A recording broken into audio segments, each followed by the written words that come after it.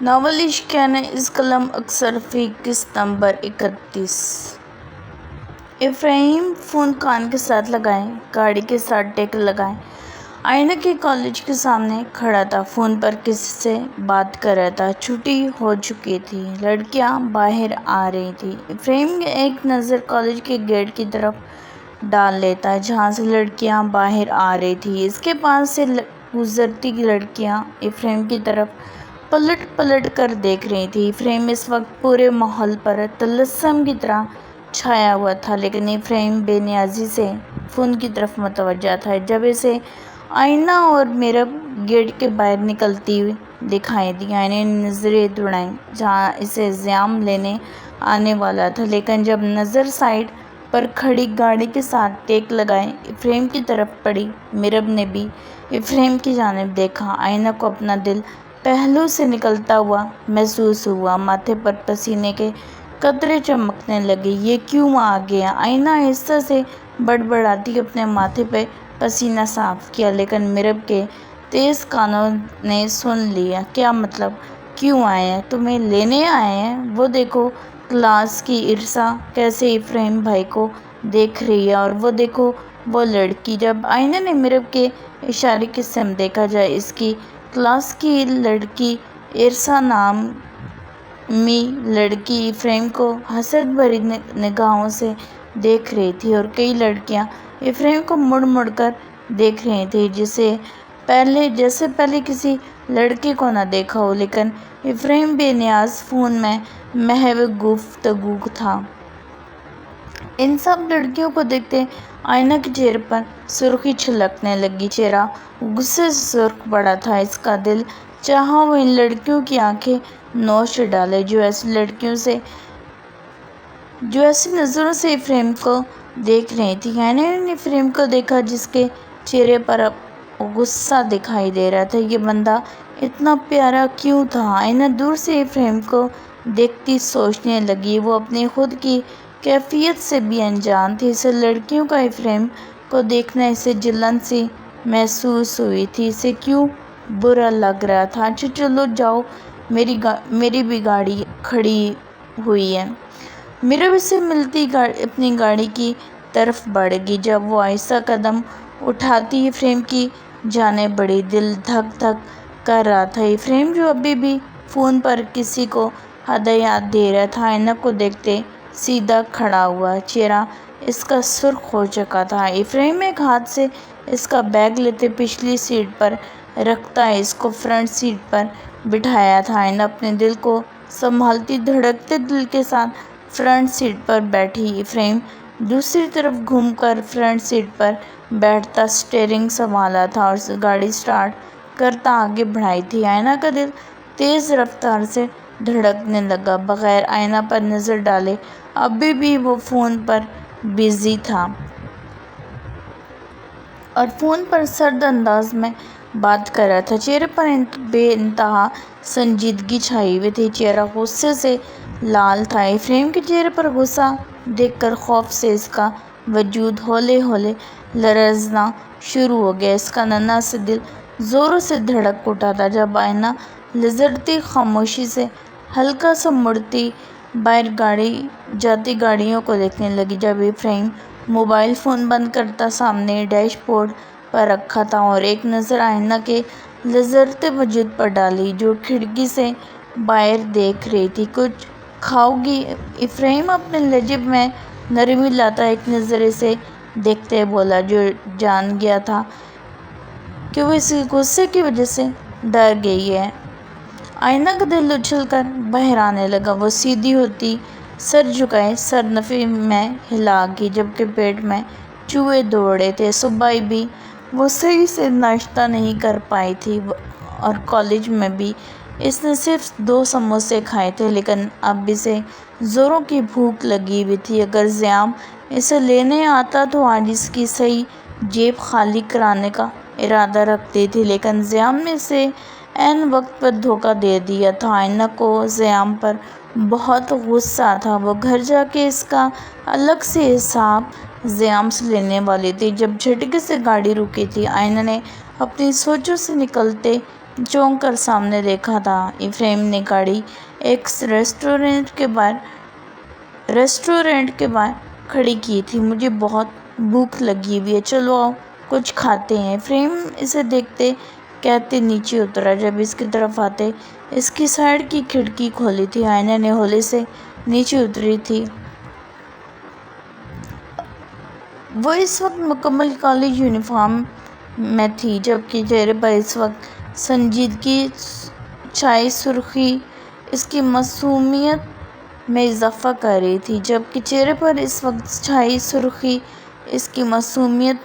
اضافہ کر رہی تھی۔ افریم چلتا جب موبائل جیب سے نکالتے ربا بیگم کو میسج کیا تھا کہ آئینہ میرے ساتھ ہے، ہم لیٹ ہو جائیں گے۔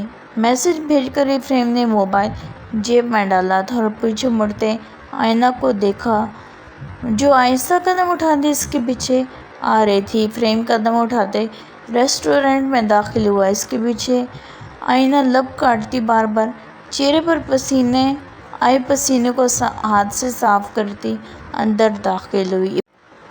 افریم نے اندر داخل ہوتے ہر طرف نظر دوڑائی، سب ٹیبل فل تھے۔ چونکہ لنچ کا ٹائم تھا اس لیے ریسٹورینٹ میں لوگوں کا بہت رش تھا۔ سر نیچے جگہ نہیں ہے، آپ سیکنڈ فلور پر چلے جائیں۔ پاس سے گزرتے ویٹر نے اس کی شاندار پرسنالٹی سے متاثر ہو کر کہا، جو چاروں جانب نظر دوڑا رہا تھا۔ افریم آئینہ کی طرف مڑتے اس کا ہاتھ پکڑتے اسے اپنے ساتھ لفٹ کی جانب بڑھا تھا۔ آئینہ اس کے ساتھ گھسیٹتی اس کے پیچھے کھینچتی چلی جا رہی تھی۔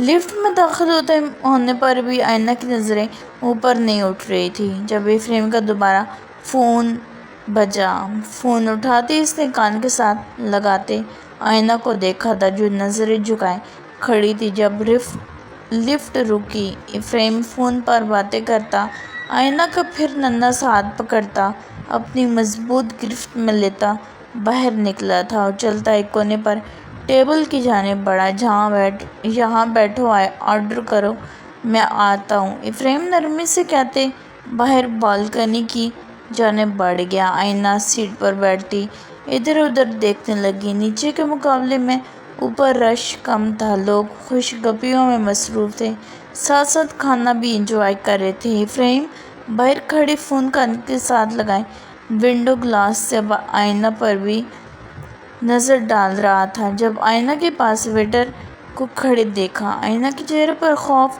اور گھبراہٹ دیکھ کر افریم جلدی سے فون بند کرتا اندر کی جانب بڑھا۔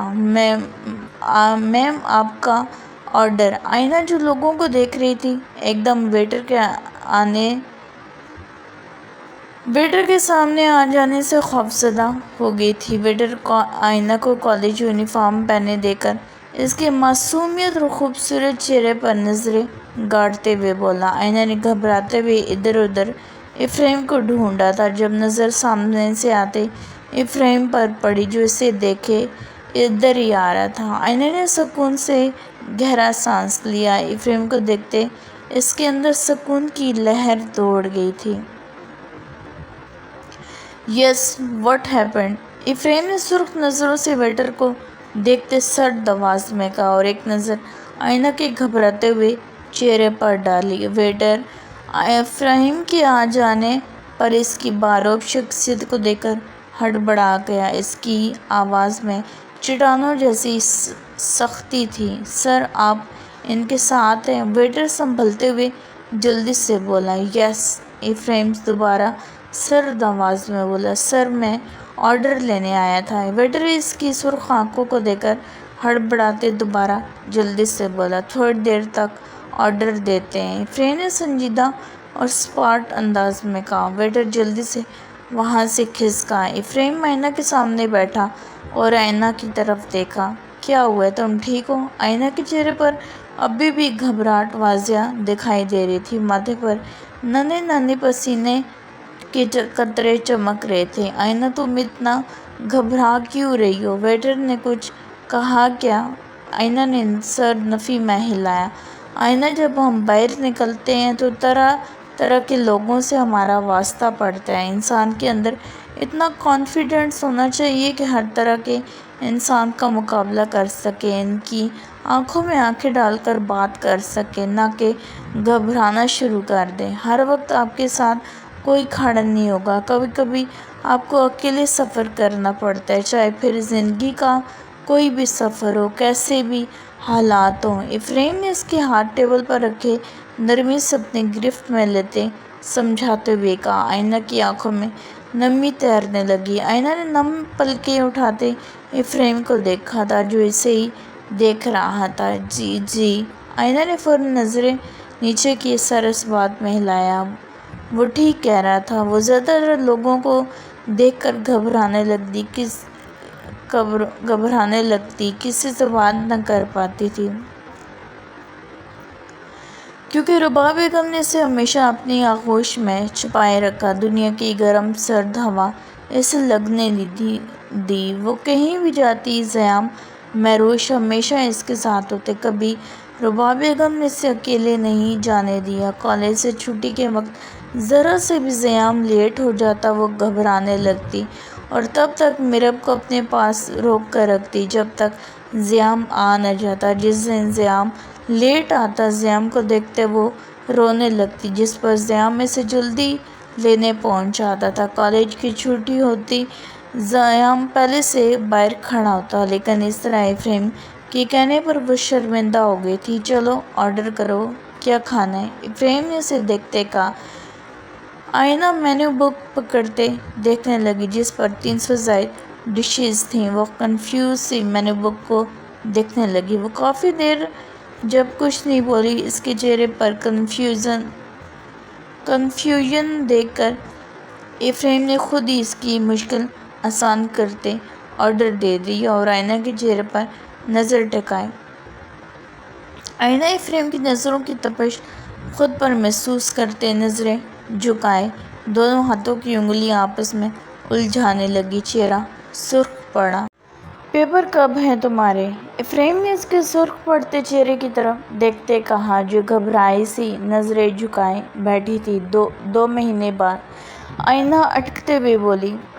تیاری کیسی ہے؟ جب افریم نے دوبارہ اسے دیکھتے کہا۔ آئینہ کی جھکی پلکیں اس کے اندر تباہی مچا دیتی تھیں۔ اچھی۔ آئینہ نے فقط اتنا کہا، جب ویٹر ان کا آرڈر لے آیا۔ چلو کھاؤ۔ افریم نے 5 ڈشز منگوائی تھیں۔ آئینہ نے ہولی سے بریانی کی پلیٹ اپنی طرف کھسکائی اور ہچکچاتے ہوئے کھانے لگی۔ جب ایک نظر افریم کی طرف ڈالی، جس کی توجہ صرف کھانے کی طرف تھی، یا پھر اس کی وجہ سے کھانے کی طرف مصروف ہو گیا تھا کہ آئینہ آرام سے کھا سکے۔ What a pleasant surprise Ephraim! Ephraim اس کی آواز پر اپنی سیٹ سے اٹھا تھا۔ کھانا کھا کر ابھی وہ فارغ ہی ہوئے تھے کہ آئینہ نے نظر اٹھا کر افریم کے پاس کھڑی لڑکی کو دیکھا، جو حد سے زیادہ ماڈرن دکھائی دی۔ چست بلو جینز اور ریڈ شرٹ میں، بال شولڈر پر کھولے ہوئے، اونچی ہیل پہنے ہوئے، افریم کے گلے مل رہی تھی۔ افریم کے گلے لگنے پر آئینہ نے حیرت ہوتے اس لڑکی کو دیکھا۔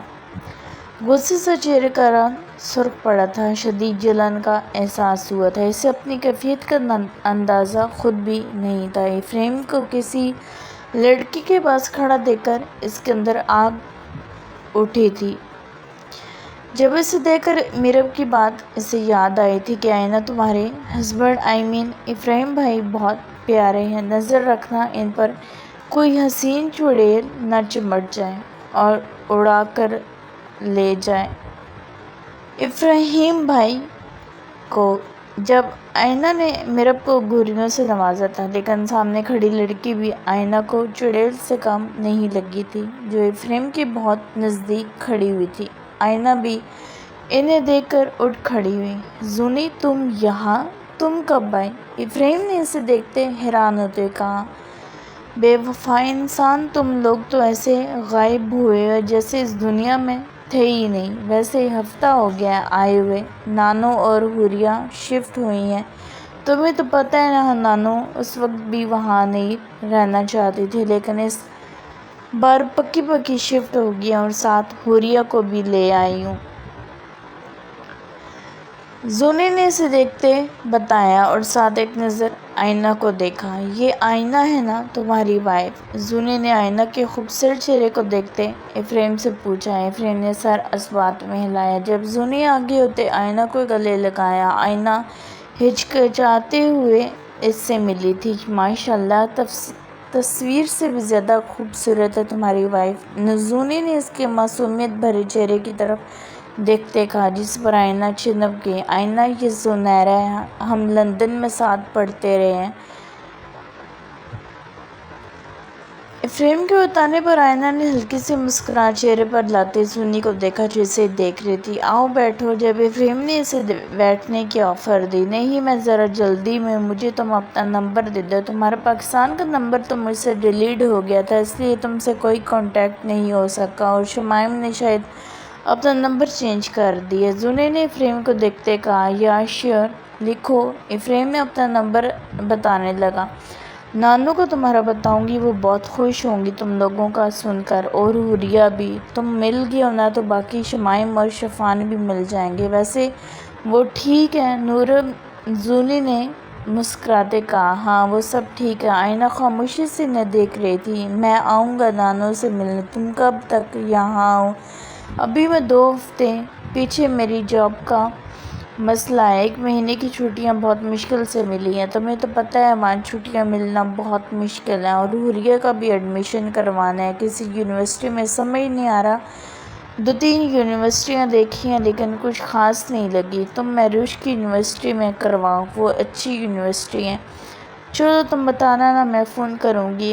ٹھیک ہے، چلو میں دیکھتی ہوں، چلتی ہوں، پھر ملتے ہیں۔ ٹھیک ہے۔ جب پھر زونی افریم کے آگے ہوتے ملتے آئینہ کو بھی گلے لگایا۔ اپنی کیوٹ سی وائف کو بھی ساتھ لے کر آنا۔ زونی نے مسکراتے آئینہ کو دیکھتے افریم سے کہا، شیور۔ افریم نے آئینہ کو دیکھتے کہا۔ زونی ان کو خدا حافظ کہتی چلی گئی۔ چلے ہم بھی؟ افریم نے آئینہ کو دیکھتے کہا۔ آئینہ نے سر اس بات میں ہلایا تھا۔ افریم بل پے کرتا اس کا ہاتھ پکڑتا لفٹ کی جانب بڑھا تھا۔ نورب اس وقت اپنے کمرے میں بیٹھی افریم کی دی ہوئی فائل کو دیکھ رہی تھی، جس میں شیر جہانگیر اور تیمور جہانگیر کی ساری انفارمیشن، سارا ریکارڈ، سارے کالے دھندے تفصیل سے لکھے ہوئے تھے، اور ساتھ تیمور جہانگیر کی تصویر بھی تھی۔ یہ سارا ریکارڈ حاصل کرنے کے لیے انہوں نے دن رات ایک کر دیا تھا۔ ایسے تیمور جہانگیر کی تصویر پر نظر ٹکائی۔ دیکھنے میں وہ بہت خوبصورت، دلکش، مغربی حسن رکھنے والا مرد تھا۔ جب نورب کی نظر اس کی آنکھوں پر گئی، اس کی آنکھوں کو بغور دیکھنے لگی، جب اس کا سر نفی میں ہلایا، جب اس نے اپنا سر نفی میں ہلایا، نہیں یہ کیسے ہو سکتا ہے؟ وہ اپنے خیالات کو فوراً جھٹلاتی ہوئی بولی، اپنی نظریں ہٹاتے اس کی انفارمیشن پڑھنے لگی۔ او مشرقی حسن متاثر کرتا ہے جناب کو، ہر روز ایک لڑکی اس کے بستر کی زینت بنتی ہے، پر انہیں حلال اور حرام میں کیا فرق پتا؟ نورب اپنے لب سکڑے تھے۔ ایسے لوگوں کو موت کے گھاٹ اتار دینا چاہیے۔ بیٹا تم تو میرے ہی ہاتھوں مرو گے، دیکھ لینا۔ نورب تیمور جہانگیر کی تصویر کو دیکھتے بڑبڑائی تھی۔ جب سائمہ بیگم دروازہ کھولتی اندر داخل ہوئی، ارے ماما مجھے بلا لیتی، میں آنے ہی والی تھی آپ کے پاس۔ نورب سائمہ بیگم کو دیکھتی ہوئی بولی، تم نیچے نہیں آئی کھانا کھانے؟ میں نے شمع و لازمہ کو بھیجا تھا۔ سائمہ بیگم اس کے پاس بیٹھتے ہوئے بولی، ماما بھوک نہیں تھی اس لیے نہیں آئی، اور کچھ کام تھا۔ وہ کیا ہے؟ وہ کی ہے، ابھی میں آپ کے پاس ہی آنے والی تھی۔ نورب فائل بند کرتی، اپنی ٹانگیں سیدھی کرتی سائمہ بیگم کی گود میں سر رکھ گئی۔ ماما مجھے آپ سے ایک ضروری بات کرنی ہے۔ نورب نے آنکھیں اٹھا کر سائمہ بیگم کے چہرے کو دیکھا۔ بولو پھر، مجھے بھی تم سے ضروری بات کرنی ہے۔ سائمہ بیگم نرمی سے اس کے بالوں میں انگلیاں پھیرنے لگی، جیسے نورب کو سکون ملنے لگا۔ ماما میں نے آپ کو بتایا تھا نا کہ میں دوبارہ ڈیوٹی جوائن کرنے لگی ہوں۔ سائمہ بیگم نے نورب کے خوبصورت چہرے کی طرف دیکھا۔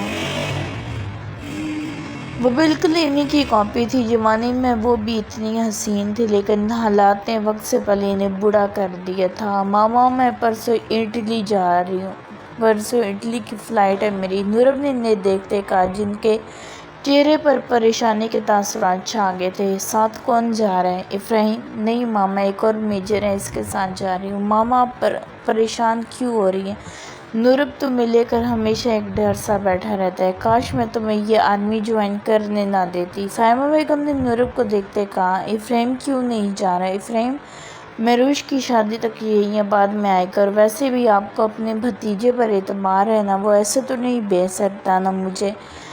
نورب نے سوال کی نظروں سے اپنی ماں کو دیکھا، جو وقت نے انہیں ڈھال کر دیا تھا۔ سائمہ بیگم نے سر ہاں میں ہلایا تھا۔ تو پھر آپ مت پریشان ہو ماما، میں جلدی آ جاؤں گی انشاءاللہ، مجھے آپ کی دعائیں چاہیے، جس کام کے لیے جا رہی ہوں اس میں سرخرو ہو کر واپس ہوں انشاءاللہ، اللہ ہمیشہ میرے بچوں کو کامیاب اور حفاظت میں رکھے۔ سائمہ بیگم نے اس کا ماتھا چومتے کہا، چلے آپ بتائیں، آپ نے کیا بات کرنی تھی؟ نورب میں جو بات کرنے لگی ہوں اب اس پر انکار نہیں کرو گی تم، اور اب تمہاری انکار پر میں کوئی کان نہیں دھروں گی میں۔ سائمہ بیگم دو ٹوک انداز میں بولی۔ نورب کو خطرے کی گھنٹیاں آس پاس بجتی ہوئی محسوس ہوئیں۔ وہ کیا بات کرنے لگی تھی وہ اچھے سے جان گئی تھی، وہ جس چیز سے دور بھاگ گئی سائمہ بیگم ہر 2 ماہ بعد یا پھر جب وہ چھٹی جاتی سائمہ بیگم اس سے ضرور کرتی۔ دیکھیں ماما، اگر آپ میری شادی کی بات کرنا چاہتے تو مجھے ابھی شادی نہیں کرنی، آپ کو پتہ ہے۔ نورب ہمیشہ سے کئی بات دہرا گئی۔ نورب، سائمہ بیگم نے گھٹتے کہا، جن کے لہجے میں ہلکی سی خفگی کے تاثرات تھے۔ ماما یار، مجھے ابھی شادی نہیں کرنی، مجھے آپ کے ساتھ رہنا ہے یار، کیوں مجھے خود سے دور بھگانا چاہتی ہیں؟ نورب نے مذاقن انداز میں کہا۔ نورب، اس بار میں تمہاری کوئی بات نہیں سنوں گی، تمہارے لیے ایک رشتہ آیا ہے اور مجھے منظور بھی ہے، لڑکا بھی بہت اچھا ہے۔ سائمہ بیگم اسے ساتھ لگاتے ہوئے بولی، کون ہے جس کو اپنی جان نہیں پیاری؟ نورب نے ہنستے ہوئے سائمہ بیگم کے گلے میں اپنی دونوں بازو واقع کرتے لاڈ سے بولی، نورب میں سیریس ہوں، مذاق نہیں۔ مہروش کے نکاح پر مہروش کی دادی جان نے شفان کے لیے تمہیں مانگا ہے۔ سائمہ بیگم نے اس کے گوشے گزارا، جب نورب جھٹکے سے پیچھے ہوئی، واٹ؟ شفان؟ ہاں کیوں نہیں؟ اچھا وہ ہاں کیوں اچھا نہیں ہے وہ؟ سائمہ بیگم اس کے چہرے کے تاثرات پر غور کرنے لگی، نہیں اچھا ہے، لیکن ماما مجھے نہیں کرنی شادی۔ نورب متاثر ہو کر بولی۔ نورب، سائمہ بیگم نے اس کے ہاتھ پکڑ لی، میں چاہتی ہوں میں اپنی زندگی میں تمہارا فرض ادا کر دوں، میری زندگی کا کوئی بھروسہ نہیں ہے، میں چاہتی ہوں میری بیٹی کو ایسا ہم سفر ملے جو تمہارا خیال رکھے، تم سے پیار کرے، جس طرح میں نے اپنی زندگی گزاری ہے میری بیٹی اس طرح زندگی نہ گزارے، ارحم اور تم دونوں کے سوا میرا اس دنیا میں کوئی نہیں ہے۔ نورب، میں اپنی بیٹی کا گھر بستا ہوا دیکھنا چاہتی ہوں۔ سائمہ بیگم نے آنکھوں میں نمی لاتے نورب کو دیکھتے ہوئے بولی، ماما۔ نورب نے تڑپتے ہوئے ان کا ہاتھ پکڑتے چومتے کہا، کیا کچھ نہیں کیا تھا اس کی ماں نے، ان کے لیے در در کی ٹھوکریں کھائی تھی، ان کی بھوک مٹانے کے لیے لوگوں سے بھیک تک مانگی تھی، وقت سے پہلے بوڑھا کر دیا تھا سائمہ بیگم کو۔ ماما ٹھیک ہے، اٹلی سے واپس آنے کے بعد جیسا آپ بولیں گی ویسا کروں گی۔ آپ شفان عالم شاہ سے میری شادی کرنا چاہتی ہیں تو میں شفان سے شادی کر دوں گی۔ جب نورب آگے ہوتے انہیں نم آواز میں کہتی انہیں گلے لگایا، میں تم پر کوئی زور زبردستی نہیں کر رہی نورب۔ نہیں ماما، زور زبردستی کی بنا پر میں اپنی رضامندی نہیں دے رہی، مجھے پتہ ہے میری ماما کبھی میرے لیے غلط فیصلہ نہیں کریں گی۔ سائمہ بیگم کو دیکھتے چہرے پر مسکراہٹ لاتے ہوئے بولی، جب کہ دل اندر سے کرچی کرچی ہوا تھا، اس کا دل جس انسان کے لیے دھڑکتا تھا وہ ایک ایسے انسان کے پیچھے بھاگ رہی تھی، وہ کبھی اس کا تھا ہی نہیں، وہ کبھی اس کی قسمت میں لکھا ہی نہیں تھا، وہ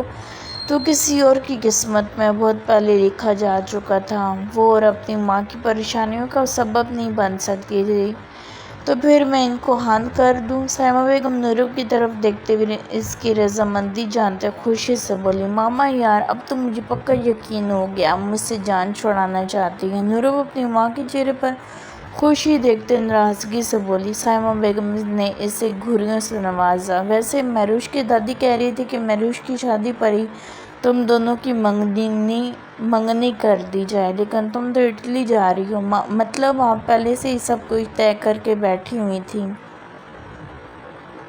نہیں، انہوں نے اپنی خواہش کا اظہار کیا تھا کہ ہم چاہتے کہ شمائم اور مہروش کی شادی پر ہی ہم شفان کی منگنی کر دیں۔ ماما، میری پیاری ماما، مجھے واپس آنے دے، پھر جیسا آپ کہیں گی ویسا ہوگا۔ نورب نے سائمہ بیگم کے چہرے کی طرف دیکھتے بولی جو اس کی رضامندی پر ان کا چہرہ خوشی سے کھل اٹھا تھا۔ ٹھیک ہے، پھر ابھی میں ان کو بتا دیتی ہوں تمہارا، پھر جب تم واپس آؤ گی تو پھر بیٹھ کر بات کر لیں گے۔ میں رباب سے کہتی ہوں انایا اور شمائم کی دادی سے بات کر رہے، ٹھیک ہے؟ اور تمہارے ساتھ جو میجر جا رہا ہے وہ کون ہے؟ شادی شدہ ہے کیا؟ نہیں، افرایم کا دوست ہے، دوسرے ڈپارٹمنٹ کا ہے۔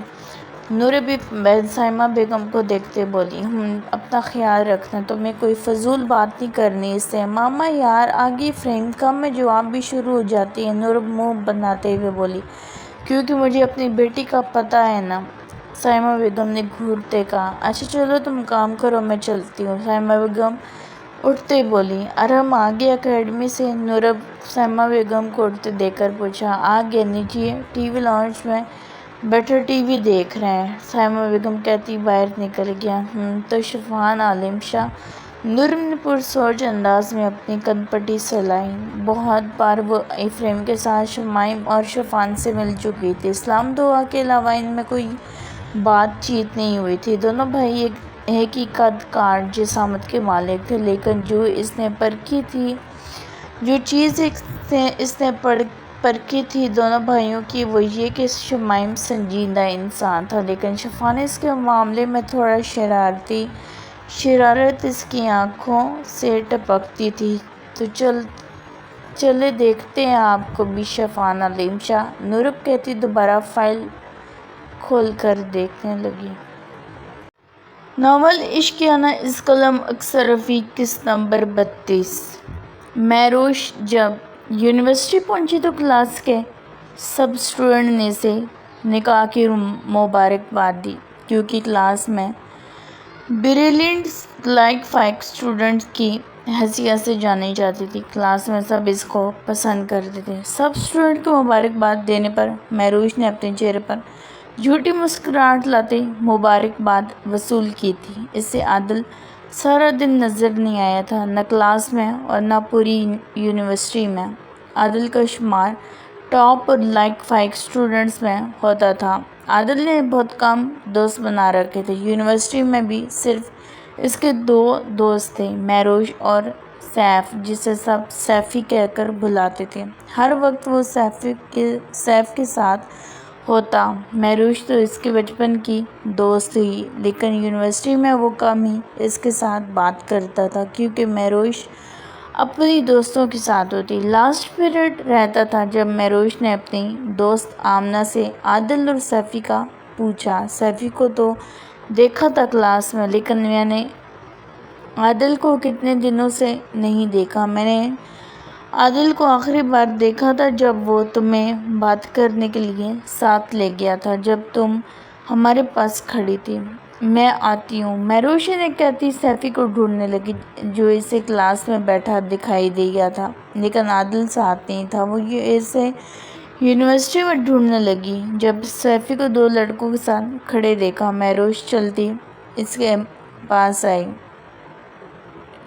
سیفی، مجھے تم سے کچھ بات کرنی ہے، ذرا سائڈ پہ آنا۔ سیفی سے دیکھتے 2 لڑکوں سے ایکسکیوز کرتے اس کے ساتھ ہو لیا، جبکہ چہرے پر مہروش کو دیکھتے غصہ در آیا تھا۔ عادل کہاں ہے؟ مہروش نے سیفی کو دیکھتے پوچھا۔ کیوں؟ تم کیوں پوچھ رہی ہو؟ ماتھے پر بل ڈالتے سیفی نے اسے دیکھتے کہا۔ وہ مجھے دکھائی نہیں دیا۔ آمنہ کے مطابق وہ اتنے دن غیر حاضر ہے۔ وہ کہاں ہے؟ یونیورسٹی کیوں نہیں آ رہا؟ یونیورسٹی لائق آنے چھوڑا ہے تم نے جو یونیورسٹی آئے گا؟ مہروش نے اسے حیران نظروں سے دیکھا۔ کیا مطلب؟ مہروش کی آنکھوں میں حیرت در آئی۔ کچھ نہیں، مجھے نہیں پتا وہ کہاں ہے۔ سیفی رکھائی سے بولتا اسے دیکھتے نکلنے لگا۔ جب رک کر مہروش کو دیکھا، ویسے بائی دا وے مبارک ہو نکاح کی، بہت بہت، اللہ خوش رکھے تمہیں، سیفی سے کہتے وہاں سے چل دیا۔ جبکہ مہروش اس کے عجیب و غریب لہجے پر غور کرنے لگی۔ چھٹی ہوتے ہی وہ وہاں سے نکلی اور گھر پہنچتے ہی پانی پیا۔ بیگ ڈرائنگ روم میں صوفے پر رکھتی رباب بیگم کو عادل کے گھر کی جانے کا بتا کر چل پڑی۔ عادل کے گھر پہنچتے ہی اسے گھر میں کوئی دکھائی نہیں دیا۔ جب اس نے زینت آنٹی کو آواز دی، ملازمہ کچن سے باہر نکلی۔ مہروش بی بی آپ؟ ملازمہ مہروش کو دیکھتی ہوئی بولی۔ زینت آنٹی کہاں ہے؟ عادل گھر پر ہے؟ بی بی جی عادل بابا تو 5 دنوں سے ہسپتال میں ایڈمٹ ہے جی، اور بیگم صاحبہ بھی ہسپتال میں، گھر میں کوئی نہیں ہے۔ ہسپتال کون سے ہسپتال؟ کیا ہوا ہے عادل کو؟ مہروش نے پریشانی سے اس سے پوچھا۔ جی ان کی طبیعت بہت خراب ہو گئی تھی، اس لیے۔ ملازمہ دیکھتی بولی۔ مہروش ملازمہ سے ہسپتال کا پوچھ کر اپنے گھر کی جانب بڑھی تھی۔ گھر آتی عجلت میں گاڑی کی چابیاں اٹھائی تھیں۔ کہاں جا رہی ہو مہروش؟ رباب بیگم نے مہروش کو عجلت میں داخلی دروازہ پار کرتے دیکھ کر پوچھا۔ ماما میں ہسپتال جا رہی ہوں، عادل ہسپتال میں ایڈمٹ ہے، اس کی طبیعت بہت خراب ہے۔ مہروش نے پریشانی سے کہا۔ کیا ہوا ہے عادل کو؟ تمہارے نکاح پر بھی وہ لوگ نہیں آئے؟ مہروش کو دیکھتے رباب بیگم بھی پریشان ہو گئی تھی۔ پتہ نہیں ماما، وہاں جا کر بھی پتہ چلے گا، مہروش نے انہیں دیکھتے کہا۔ مہروش تمہاری تائی جان تمہیں لینے آ رہی ہیں شادی کی شاپنگ کے لیے، تمہیں ساتھ لے کر جانا چاہتی ہیں، ابھی ان کا فون آیا ہے، راستے میں ہے وہ۔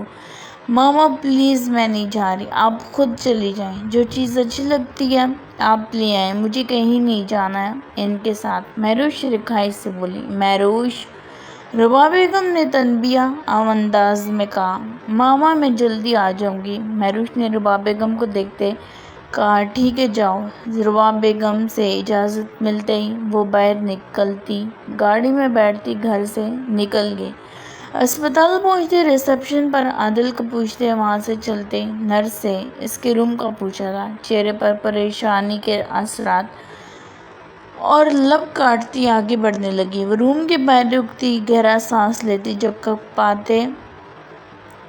کپکپاتے ہاتھوں سے ہلکا سا دروازہ کھولا تھا۔ دروازہ کھولتی جب سامنے دیکھا تو زینت بیگم عادل کے پاس بیڈ پر بیٹھی اسے سوپ پلا رہی تھی۔ زینت بیگم نے دروازے کی سمت دیکھا جہاں مہروش بت بنی کھڑی تھی۔ جب عادل کی نظر مہروش پر پڑی، آؤ مہروش بیٹا، زینت بیگم نے اسے دروازے کے پاس کھڑا دیکھ کر کہا۔ مہروش دھیرے سے چلتی آگے بڑھی اور عادل کو دیکھا جو ہسپتال کے لباس میں، آنکھوں کے گرد ہلکے کمزور ہڈیوں کا ڈھانچہ دکھائی دے رہا تھا۔ مہروش کی آنکھوں میں نمی تیرنے لگی، وہ کہیں سے بھی پہلے والا عادل نہیں لگ رہا تھا۔ وہ آج جس حالت میں تھا اس کی وجہ سے تھا۔ عادل جس کی نظریں مہروش پر ہی تھیں، مہروش کے زہریلے الفاظ اس کے کانوں میں گردش کرنے لگے۔ پلیز مہروش ایسا نہیں کرو، میرے ساتھ انکار کر دو، میں شام کو ماما بابا کو بھیجوں گا تمہارے گھر، پلیز مہروش۔ وہ منت کرتے، ایک امید ایک آس سے اس کی طرف دیکھتے ہوئے بولا تھا۔ یہ ناممکن عادل، میں نے ہمیشہ تمہیں ایک دوست کی حیثیت سے دیکھا، تم بہت اچھے دوست ہو میرے، اس سے زیادہ کچھ نہیں، میں تمہارے بارے میں ایسا نہیں سوچا اور نہ تمہیں کبھی کوئی آس دلائی ہے۔ عادل تم اپنے کیریئر پر فوکس کرو، انکل آنٹی کو تم سے بہت امیدیں ہیں، تم بہت اچھے ہو عادل، مجھ سے بہتر لڑکی کے حقدار ہو تم۔ ذلت کا شدید تھپڑ اس کے منہ پر مہروش نے مارا تھا اور وہ اس سے اتنے برے طریقے سے دھتکار گئی تھی کہ ساری زندگی اپنی نظروں میں گر گیا تھا۔ کیوں آئی ہو یہاں؟ میری موت کا تماشا دیکھنے آ رہی ہو؟ عادل جس کی نظریں مہروش پر ہی تھی اس کی آنکھوں میں نمی دیکھتے چیختے ہوئے بولا۔ زینت بیگم نے پریشانی سے عادل کو دیکھا۔ عادل، یہ تم کیا کہہ رہے ہو؟ زینت بیگم نے عادل کو دیکھا جس کا سانس پھولنے لگا تھا۔ ماما اس کو کہیں یہ یہاں سے چلی جائے۔ عادل کی طبیعت بگڑنے لگی۔ عادل تم ریلیکس رہو۔ زینت بیگم عادل کی بگڑتی طبیعت کو دیکھ کر بولی۔ مہروش کی آنکھوں سے آنسو جھرنوں کی طرح بہنے لگے۔ میں جب آنسو کا گولہ مہروش کے حلق میں اٹکا تھا۔ جاؤ یہاں سے، اب بھی اسی وقت چلی کیوں نہیں جاتی؟ چلی جاؤ، جاؤ۔ عادل پھولتی سانسوں کے ساتھ بولے۔ اس کو سانس مشکل سے آنے لگی۔ سامنے کھڑی لڑکی اس کی بچپن کی دوست نہیں تھی جو اس سے لا جھجک ہر بات کر لیتا۔ سامنے کھڑی لڑکی اس کی دوست نہیں تھی جس نے ہر مشکل میں ساتھ دیا تھا۔ سامنے کھڑی لڑکی اس کی دوست نہیں تھی جو بچپن سے ہر مسئلے کا حل چٹکیوں میں بتا دیتی، اس کے اسائنمنٹ بتائے بغیر سبمٹ کروا دیتی۔ سامنے کھڑی لڑکی اس کی دوست نہیں تھی جس سے وہ محبت کرتا آیا تھا، اتنی محبت جو خود کو بھول بیٹھا تھا سب، بلکہ سامنے کھڑی لڑکی کسی اور کی امانت تھی، کسی اور کی مدعو تھی، کسی اور کی محبت تھی۔ سامنے کھڑی لڑکی کی آنکھوں میں اس کے لیے کوئی شناسائی نہ تھی۔ سامنے کھڑی لڑکی تو اجنبی تھی۔ جاؤ یہاں سے مہروش۔ عادل ایک سیکنڈ کے لیے بھی نظریں اس پر سے نہیں ہٹائی تھی، جبکہ اس کی طبیعت مزید بگڑنے لگی تھی۔ اسے لگا جیسے اس کا دل کسی نے مٹھی میں پکڑ کر مسل دیا۔ وہ مہروش کو دیکھتے تڑپنے لگا۔ زینت بیگم نے نم آنکھوں سے مہروش کو دیکھا۔ مہروش جس کے آنسو لگاتار اس کے گالوں پر بہہ رہے تھے، اپنے منہ پر ہاتھ رکھتے مڑتے باہر کی طرف دوڑی۔ باہر آتی دیوار کے ساتھ ٹیک لگائے پھوٹ پھوٹ کر رونے لگی۔ اس سب کا قصوروار وہ خود تھی۔ عادل اس کے بچپن کا دوست تھا، اس حالت کو پہنچانے والی وہ خود تھی۔ وہ اپنے بچپن کے دوست کو آج کھو چکی تھی۔ مہروش دیوار کے ساتھ لگی کرسیوں پر ایک کرسی پر بیٹھ گئی، جبکہ آنسو لگاتار اس کے عارض کو بھگو رہے تھے۔ عادل کیا ہو گیا؟ اس میں مہروش کا کیا قصور بیٹا؟ اندر زینت بیگم نے عادل کو اپنی آغوش میں چھپایا تھا اور روتے ہوئے عادل سے بولی، جو تھوڑی دیر پہلے مہروش کو دیکھتے اپنی طبیعت بگاڑ لی تھی کہ اسے سانس لینا مشکل ہو رہا تھا۔ اس کی طبیعت بگڑتی دیکھ کر فوراً اس کے چہرے پر آکسیجن ماسک لگایا تھا۔ تھوڑی دیر بعد اس کی حالت جا کر سنبھلی تھی، اس کا سانس نارمل ہوا تھا۔ ماما، عادل نے تڑپ کر بولا، جس نے زینت بیگم کے کندھے پر سر رکھا ہوا تھا۔ ماما، مجھے مانو چاہیے، مجھے مہروش چاہیے ماما، نہیں تو میں مر جاؤں گا، مجھے اس کے بغیر نہیں رہ پاؤں گا، مجھے مانو لا دے ماما، میں آپ کے آگے ہاتھ جوڑتا ہوں، مجھے مہروش لا دے۔ عادل ان کے کندھے سے ہٹتے تڑپتے زینت بیگم کے آگے ہاتھ جوڑتے بولا۔ زینت بیگم اپنے بیٹے کو تڑپتے دیکھ کر پھوٹ پھوٹ کر رونے لگی۔ عادل، سنبھالو خود کو، میرے بس میں ہوتا تو اپنے بیٹے کے لیے رباب بیگم اور عبدالرحمن بھائی کے پاؤں پکڑ کر تمہارے لیے مہروش کو مانگتی، لیکن وہ تمہاری قسمت میں نہیں ہے۔ عادل، بچپن سے اس کا دوست، نکاح اس کی کزن کے ساتھ ہو گیا تھا، خدا کے لیے سنبھالو خود کو۔ زینت بیگم عادل کو دیکھتے سمجھاتے ہوئے روتے ہوئے بولی۔ آج سے 5 دن پہلے وہ لاؤنج میں بیٹھے اپنی بہن سے باتیں کر رہی تھی جو لندن میں ہوتی تھی، جب عادل لڑکھڑاتا ہوا اندر داخل ہوا۔ صبح بھی وہ انہیں بغیر بتائے ناشتہ کیے بغیر یونیورسٹی کے لیے نکل گیا تھا۔ اسے کتنی بار زینت بیگم فون کر چکی تھی لیکن وہ اٹھا نہیں رہا تھا۔ کلاس میں ہونے کا سوچ کر وہ ریلیکس ہو گئی کہ ابھی وہ کلاس میں ہوگا اس لیے فون نہیں اٹھا رہا، لیکن ابھی عادل کو لڑکھڑاتے دیکھ کر فوراً کال بند کرتی بھاگ کر عادل کی جانب بڑھی۔ عادل، کیا ہوا ہے؟ عادل کی حالت دیکھ کر زینت بیگم کے ہاتھ پاؤں پھولنے لگے، جو بکھری حالت میں ان کے سامنے تھا۔ کل والی کپڑوں میں ملبوس بکھرے بال، سرخ آنکھیں، رت جگی کی چولی کھا رہی تھی، چہرے پر زلزلوں کے تاثرات تھے، چہرہ سفید پڑ چکا تھا، ہاتھ پاؤں کانپ رہے تھے۔ زینت بیگم تڑپ کر رہ گئی۔ عادل کیا ہوا ہے؟ زینت بیگم تڑپتے ہوئے روتے ہوئے بولی۔ عادل کو دیکھا جب عادل بے جان ہوتے جسم کے ساتھ گھٹنوں کے بل گرا تھا۔ ماما! عادل کے لب پھڑپڑائے تھے، ایک آنسو اس کی آنکھ سے گرا تھا۔ ڈبڈباتی آنکھوں سے زینت بیگم کو دیکھا۔ عادل زینت بیگم نیچے بیٹھتی اس کا چہرہ دونوں ہاتھوں میں پکڑتے ہوئے شدت سے روتے ہوئے بولی۔ عادل مجھے بتاؤ کیا ہوا ہے؟ پہلے اٹھو یہاں سے۔ زینت بیگم اسے بازوؤں سے پکڑ کر اٹھانے لگی، لیکن عادل کے وجود میں جیسے سانس باقی نہ رہا تھا۔ عادل مجھے بتاؤ کیا ہوا ہے؟ کسی نے کچھ کہا ہے؟ لڑائی کر کے آئے ہو کسی سے؟ زینت بیگم تڑپتی روتی ہوئی بولی۔ عادل ان کا اکلوتا بیٹا تھا جو بہت منتوں مرادوں سے خدا سے مانگا تھا۔ ماما یہاں درد ہو رہا ہے، شدید درد۔ عادل نے اپنے دل کی طرف اشارہ کیا۔ مہروش کے الفاظ اسے خنجر کی طرح اپنے دل پر پیوست ہوتے محسوس ہوئے تھے۔ اسے لگا مہروش نے تیز دھار خنجر سے اس کے دل کے ٹکڑے کر دیے ہوں۔ وہ اذیت کی انتہا پر تھا۔ عادل ہوش سے بیگانہ ہوتے ہوئے پیچھے کی جانب گرا تھا۔ زینت بیگم تڑپ کر عادل کو پکارنے لگی۔ عادل اٹھو، عادل! زینت بیگم نے جلدی سے باہر کھڑے ڈرائیور کو بلایا اور اپنا فون اٹھاتے حامد صاحب عادل کے بابا کو کال کی تھی، جو اس وقت آفس میں بیٹھے تھے۔ زینت بیگم کے فون کرنے پر وہ فوراً آفس سے نکلے تھے۔ ڈرائیور کے ذریعے زینت بیگم نے اسے گاڑی میں بٹھاتے اسپتال پہنچایا تھا اور 3 دن بعد اسے ہوش آیا تھا۔ کل بھی وہ سارا دن خاموشی سے چھت کو گھورتا رہا۔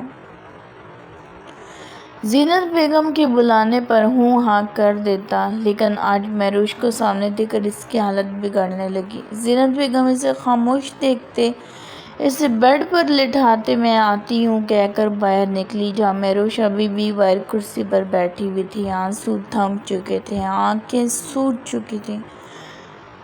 زینت بیگم اسے اس طرح بیٹھے دیکھ کر خاموشی سے اس کے ساتھ بیٹھ گئی۔ آنٹی، میں عادل کی حالت سب میری وجہ سے ہوا ہے، مجھے معاف کر دیں آنٹی۔ زینت بیگم کے بیٹھنے پر مہروش ان کی جانب دیکھا، آنسو آنکھوں سے دوبارہ چھلک پڑے۔ مہروش!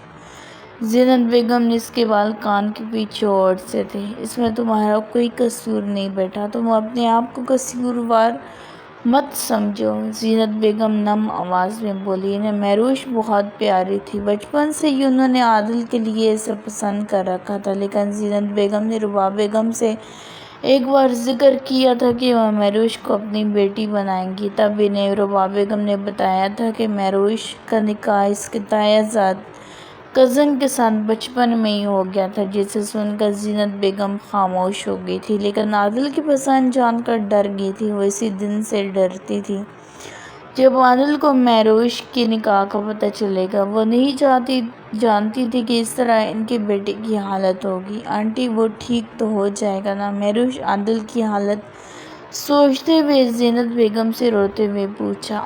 ہاں، وہ ٹھیک ہو جائے گا، کوشش کرنا تم دوبارہ اس کی نظروں کے سامنے مت آؤ۔ مہروش، میں جانتی ہوں یہ مشکل ہوگا، لیکن تمہیں ایسا کرنا ہوگا۔ زینت بیگم مہروش کے خوبصورت چہرے کی طرف دیکھتے ہوئے بولی۔ مہروش نے ڈبڈباتی آنکھوں سے زینت بیگم کو دیکھا، آنسو لگاتار اس کے عارض پر بہہ رہے تھے۔ چلو شاباش، اب تم گھر جاؤ۔ زینت بیگم نے اسے دیکھتے کہا۔ میں آپ کو کال کروں گی آنٹی، مجھے عادل کی طبیعت کے بارے میں بتاتے رہیے گا۔ زینت بیگم نے سر اس بات میں ہلایا۔ مہروش ان سے ملتی وہاں سے نکل گئی۔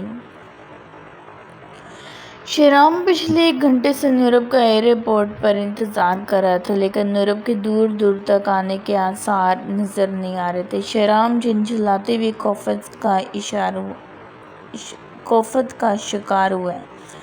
پورے گاؤں میں یہ خبر آگ کی طرح پھیل گئی کہ نذیر چودھری کو پولیس پکڑ کر لے گئی اور اس کا بیٹا شیرام چودھری لاپتہ ہے، کہیں بھاگا ہوا ہے۔ اب گاؤں میں طرح طرح کی باتیں گردش کر رہی تھیں۔ کوئی کہہ رہا تھا شیرام چودھری کو پولیس پہلے ہی پکڑ کر لے گئی تھی، کوئی کہہ رہا تھا کہ وہ گرفتار ہونے کے ڈر سے بھاگ گیا، جسے سن کر شیرام چودھری کا دل چاہا وہ ہر چیز تہس نہس کر دے۔ وہ ایسا ایک وہ ایک بار نذیر چودھری سے ملنا چاہتا تھا، لیکن اپنا ارادہ ترک کر کے اپنے دل کو مضبوط کیا تھا۔ وہ اپنے فرض سے پیچھے نہیں ہٹ سکتا تھا۔ سب کچھ بھلائے ایئرپورٹ پر نورب کا انتظار کر رہا تھا۔ ایئرپورٹ پر گہما گہمی کا ماحول تھا۔ کچھ لوگ آ رہے تھے، کچھ جا رہے تھے، کچھ انتظار کر رہے تھے۔ تھوڑی دیر پہلے ہی فریم کا بندہ اسے آئی ڈی کارڈ دے کر جا چکا تھا جب چیک اناؤنسمنٹ کا اعلان ہوا۔ شیرام نے ایک نظر پھر باہر انٹر ڈور کی طرف دیکھا۔ افرایم کی طرح اسے بھی انتظار سے کوفت تھی۔ وہ کسی کو انتظار تو کروا سکتا تھا، لیکن خود وہ کسی کا انتظار نہیں کر سکتا تھا۔ لیکن وہ نورب کا انتظار کر رہا تھا۔ وہ اس کا انتظار کر بیٹھا تھا، وہ کر بھی رہا تھا۔ وہ ساری زندگی اس کے لیے انتظار کر سکتا تھا۔ وہ بار بار انٹر ڈور کی طرف دیکھتے اس کی کوفت میں اضافہ ہو رہا تھا۔ جب سے چیک اناؤنسمنٹ کا اعلان ہوا تھا، لوگ اٹھ کر جا رہے تھے۔ اس نے ایک نظر پھر ڈور کی طرف دیکھا جہاں ایک لڑکے کے پیچھے نورب چلتی ہوئی آ رہی تھی۔ بلیک جینز پر ریڈ شرٹ پہنے، آنکھوں پر بلیک گلاسز لگائے، ایک ہاتھ میں وہ ہینڈ بیگ پکڑے اور دوسرے ہاتھ سے سوٹ کیس گھسیٹتے اندر آ رہی تھی۔ شیرام نے دور سے اس کا جائزہ لیا۔ وہ اپنے دھڑکتے دل کو سپیڈ پکڑتے محسوس کر کے اپنے دل کو ڈپٹا تھا۔ شیرام وہیں اپنی سیٹ پر سیدھا ہو کر بیٹھ گیا اور گہرا سانس لیا۔ اس لڑکی کو دیکھتے ہی اس کی دھڑکنیں ڈھول کی طرح بجنے لگیں۔ کیسے وہ اس کے ساتھ رہے گا اتنے دن؟ یہ سوچ کر ہی اس کے دل میں تہلکہ مچ گیا تھا۔ نورب کے نزدیک آنے پر وہ گہرے گہرے سانس لینے لگا۔ نورب شیرام کو بیٹھے دیکھ کر اس کی جانب آئی۔ چہرے پر سنجیدہ تاثرات تھے۔ افرایم، کس مشکل میں ڈال دیا تم نے، اب اس کو جھیلنا تو پڑے گا ہی۔ جب اسے افرایم کی بات اس کے کانوں میں گونجی، نورب وہاں جا کر مجھے تمہاری کوئی شکایت نہ ملے، نہیں تو اس بار معاف نہیں کروں گا۔ وہ شیرام کو دیکھتے غصے سے بڑبڑاتی اس تک پہنچی۔ اناؤنسمنٹ ہوگی۔ شیرام کے نزدیک پہنچتے نظریں ادھر ادھر دوڑائی، دھڑلے سے شیرام سے مخاطب ہوئی، ہم تھوڑی دیر پہلے ہوئی ہے۔ شیرام نے دھڑکتے دل کے ساتھ اس کے چہرے کی طرف دیکھتے کہا، تو تم گئے کیوں نہیں اندر؟ نورب نے گلاسز اتارتے شیرام کو دیکھا جو اسے ٹھنڈکی باندھے دیکھ رہا تھا۔ تمہارا انتظار کر رہا تھا۔ شیرام نے نظریں اس پر سے ہٹائے بغیر کہا، جبکہ دل تیز رفتار میں دھڑکنے لگا، میرا انتظار مت کرو، کچھ نہیں حاصل ہونے والا۔ نورب اسے ایک نظر ڈالتی اپنا سوٹ کیس گھسیٹتی آگے بڑھی۔ اس کی بات میں چھپا مطلب شیرام اچھے سے سمجھ گیا تھا، مطلب وہ اس کے جذبوں سے انجان نہیں تھی۔ شیرام استعزائیہ مسکرایا۔ شیرام بھی اپنا بیگ گھسیٹ کر اس کے ساتھ ہو لیا۔ یہ آئی ڈی کارڈ تمہارا؟ شیرام نے اسے پکڑتے ہوئے کہا۔ واٹ؟ جیکسن؟ میرا نام جیکسن ہوگا؟ نورب نے آئی ڈی کارڈ پکڑتے اسے دیکھتے حیرانگی سے شیرام کو دیکھتے کہا، 15 سال پہلے وہاں اس نام کی لڑکی کی ڈیتھ ہوئی ہے، وہاں اسی کا نام آئی ڈی کارڈ تم استعمال کرو گی اور وہاں جا کے تم مجھے رامس بلاؤ گی، میرا نام رامس ہوگا، بھول کر بھی تمہارے منہ سے میرا اصلی نام نہ نکلے، یہ یاد رکھنا نورب، کیونکہ تیمور جہانگیر میرا اصلی نام جانتا ہے اور میں اور اپنے لوگوں کو بھی بتا رکھا ہوگا۔ شیرام اسے دیکھتا نرمی سے بولا۔ وہ اب بھی اس پر سے نظریں نہیں ہٹا پا رہا تھا، وہ اس کے ساتھ چلتا بھی اس کو دیکھ رہا تھا۔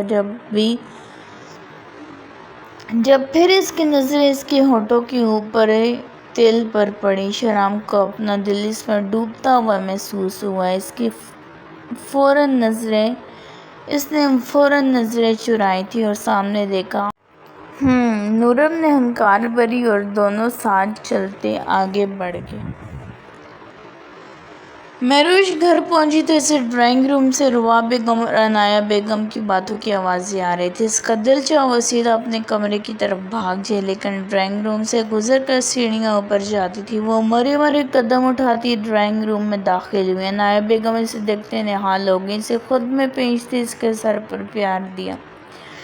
کیسی ہے میری بیٹی؟ عنایہ بیگم مسکراتے ہوئے بولی۔ میں ٹھیک ہوں، مہروش نے زبردستی چہرے پر مسکراہٹ لاتے ہوئے کہا۔ عنایہ بیگم نے اس کے ماتھے پر پیار کیا۔ مہروش، عادل ٹھیک ہے؟ رباب بیگم نے اسے دیکھتے پوچھا۔ جی ماما ٹھیک ہے ابو، آپ؟ مہروش نے جواب دیا۔ مہروش، تمہاری چچی جان تمہیں لینے آئی ہیں بیٹا، چلو شاباش، جلدی سے تیار ہو کر نیچے آؤ، کھانا کھا کر پھر نکلتے ہیں۔ مہروش ہولے سے سر اس بات پہ ہلاتی وہاں سے نکلتی اپنے کمرے کی جانب بڑھی۔ عنایہ بیگم کو اکیلا دیکھ کر اس نے شکر ادا کیا تھا کہ ان کے ساتھ شمائم عالم شاہ نہیں آیا، نہیں تو وہ کبھی بھی اس کے ساتھ نہ جاتی۔ وہ جیسے ہی کمرے میں داخل ہوئی، اس کے نتنوں سے سگریٹ کی اسمیل ٹکرائی۔ اس نے حیرت سے چاروں جانب کمرے پر نظریں ڈالیں۔ ان کے گھر کوئی سگریٹ نہیں پیتا تھا، اسموکنگ سے سب کو نفرت تھی۔ نہ عبدالرحمن صاحب پیتے تھے، نہ زیام اور افراہیم کو تو سگریٹ کی اسمیل سے بھی سخت نفرت تھی، چاہے کتنی بھی ٹینشن کیوں نہ ہوتی، لیکن تینوں باپ بیٹوں نے کبھی سگریٹ کو ہاتھ نہیں لگایا تھا۔ مہروش نے چاروں جانب نظر دوڑائی، اسے کمرے میں کوئی نظر نہیں آیا۔ ایک خیال کے تحت اس کے ماتھے پر بل پڑے۔ مہروش نے گیلری کا دروازہ کھولا دیکھا۔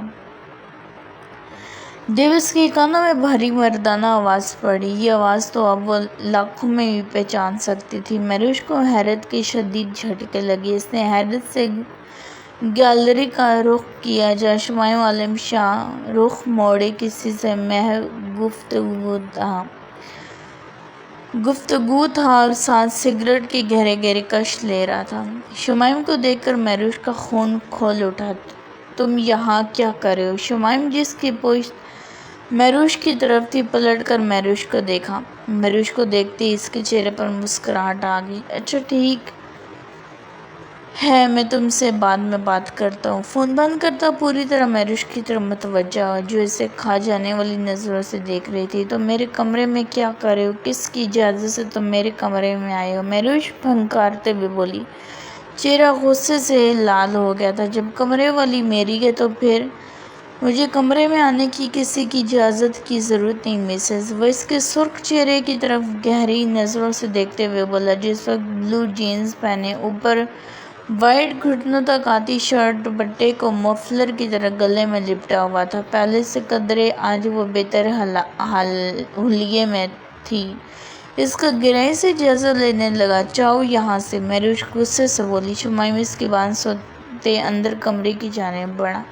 مہروش، جس کو لگا کہ اس کی بات سن کر جانے لگا، مہروش اس کے پیچھے کمرے میں آئی تو شمائم صوفے پر پرسکون سے پرجمان ہوا تھا۔ تمہیں سنائی نہیں دے رہا میں کیا کہہ رہی ہوں؟ جاؤ تم یہاں سے۔ مہروش اس کو سکون سے بیٹھے دیکھ کر اس کا غصہ سوئے نیزے پر پہنچ گیا۔ چہرہ شدید سرخ پڑا تھا۔ کہاں سے آ رہی ہو تم؟ شمائم اس کی بات کو نظر انداز کرتا اس کے سرخ چہرے کی طرف آئی برو اچکاتے ہوئے بولا۔ تمہیں بتانا ضروری نہیں سمجھتی، میں جہاں سے بھی آؤں تمہیں اس سے کوئی مطلب نہیں ہونا چاہیے۔ مہروش آنکھوں میں خون لیے ہوئے بولی۔ میرے سامنے سارے مطلب تم سے ہی نکلتے ہیں مسز۔ شمائم مڑتا وہاں سے مہروش کی جانب بڑھا۔ مہروش پیچھے کو کھسکی تھی۔ اس عادل سے مل کر آ رہی ہو نا تم؟ شمائم کے ماتھے کی رگیں واضح ہوئی تھی، ماتھے پر ان گنت بال پڑے تھے۔ منع کیا تھا تم اس سے نہیں ملو گی اور نہ وہ ملے گا، نہیں تو میں اس کی جان لے لوں گا، پھر تمہاری لوں گا اور آخر میں پھر خود کو ختم کر لوں گا۔ ایک دم شمائم کا چہرہ غصے سے لال ہوا تھا۔ شمائم کے قدم مہروش کے نزدیک بڑھنے لگے۔ مہروش پیچھے ہوتے دیوار کے ساتھ جا لگی تھی۔ شمائم اس کے نزدیک کھڑے ہوتے اس کے دونوں جانب سے پنپ کیا تھا۔ پیچھے ہٹو، تم میری جاسوسی کروا رہے ہو تو میں کہاں جاتی ہوں کہاں نہیں؟ مہروش حیران ہوتے ہوئے غصے سے چیخی تھی۔ جاسوسی کرواتے تم اس طرح یوں عادل سے مل کر نہیں آ رہی ہوتی، چاچی جان نے بتایا جب ماما نے تمہارا پوچھا۔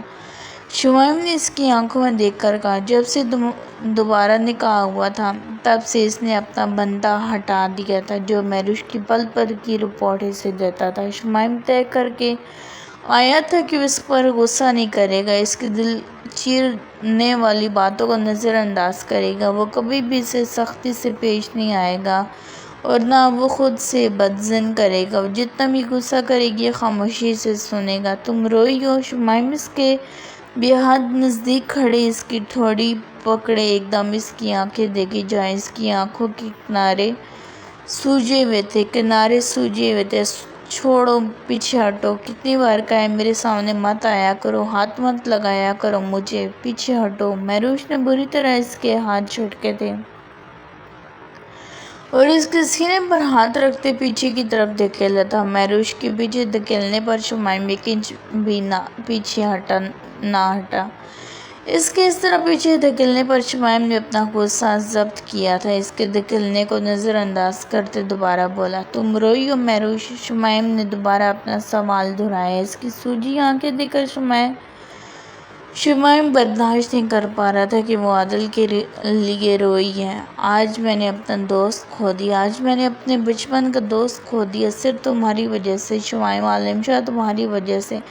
جب سے تم میری زندگی میں آئی ہو ایک لمحہ سکون سے نہیں گزرا میرا۔ مر کیوں نہیں جاتی تم؟ مہروش غصے سے چلائی اور اپنا چہرہ دونوں ہاتھوں میں تھامے رونے لگی۔ جب شمائم نے اس کو کندھوں سے پکڑے اسے اپنے سینے میں پہنچا۔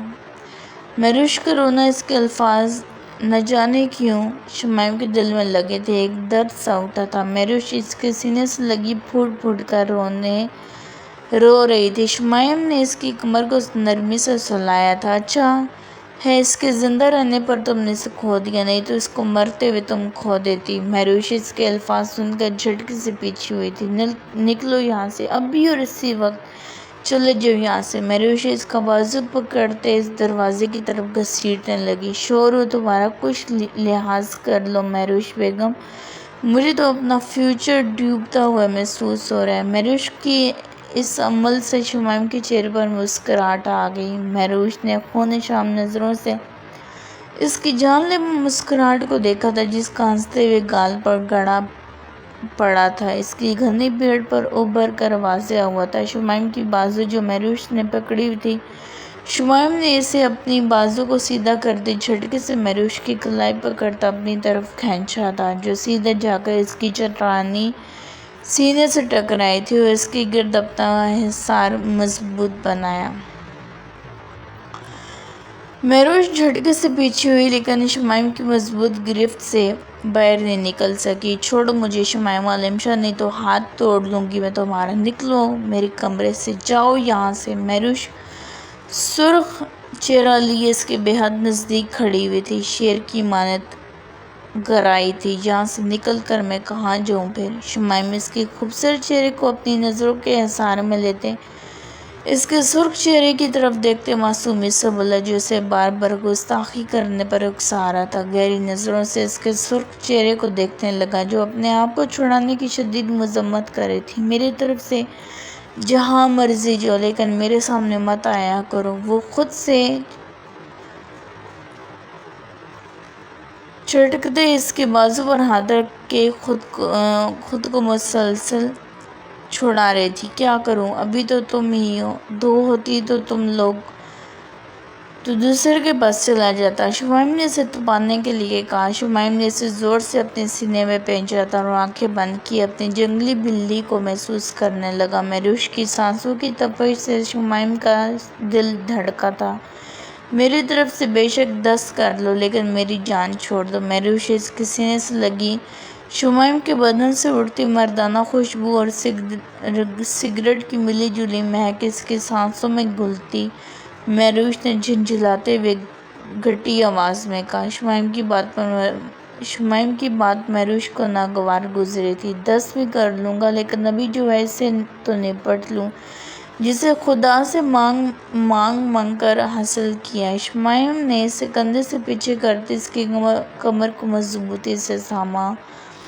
اس قدر اس کی نزدیکی پر مہروش کے ماتھے پر پسینے کے ننھے ننھے قطرے چمکنے لگے۔ مسلسل مذمت کرتی وہ تھک گئی تھی۔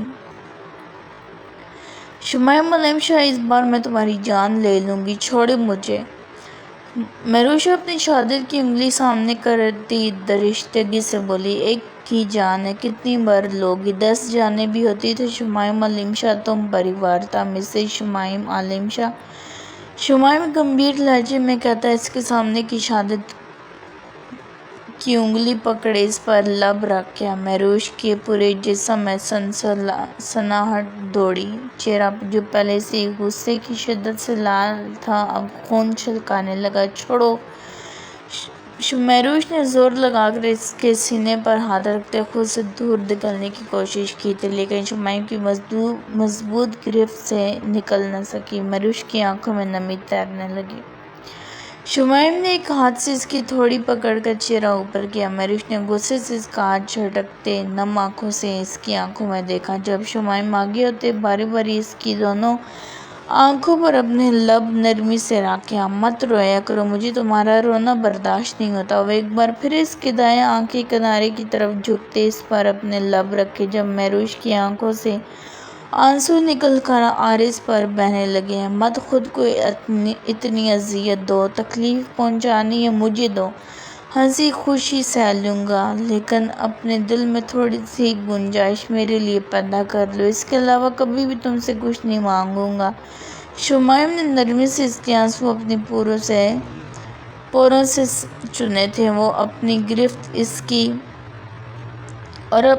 اس کی کمر سے نرم کی تھی لیکن اسے چھوڑا نہیں تھا۔ چھوڑو مجھے، تم چھوڑ دو، مجھے تمہارے ساتھ نہیں رہنا۔ مہروش نے ڈبڈباتی آنکھوں سے شمائم کے وجیح چہرے کی طرف روتے ہوئے کہا، یہ ناممکن ہے، میرے اثار سے اب رہائی ناممکن ہے مہروش، اس کے علاوہ جو تم کہو گی کروں گا لیکن خود سے کبھی جدا نہیں کروں گا، یہ بات اپنے ذہن میں بٹھا لو۔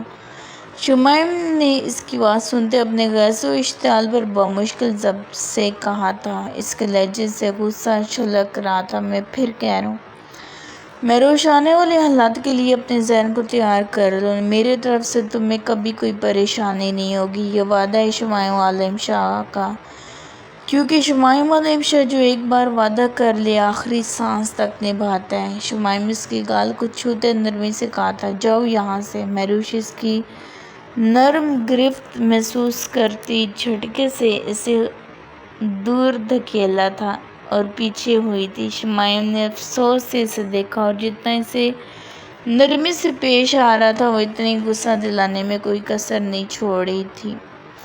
اصل میں تم نرمی کے لائق ہی نہیں ہو، میں ہی پاگل ہوں، جلدی سے تیار ہو کر نیچے آؤ، ہم تمہیں لینے آئے ہیں شاپنگ کے لیے۔ شمائم سختی سے بولتا اس پر ایک نظر ڈال کر باہر نکل گیا جبکہ مہروش اس کے حکم دینے والے انداز پر غصے سے ڈریسنگ ٹیبل پر پڑی پرفیوم کی بوتلیں اٹھا کر نیچے پھینکی تھی۔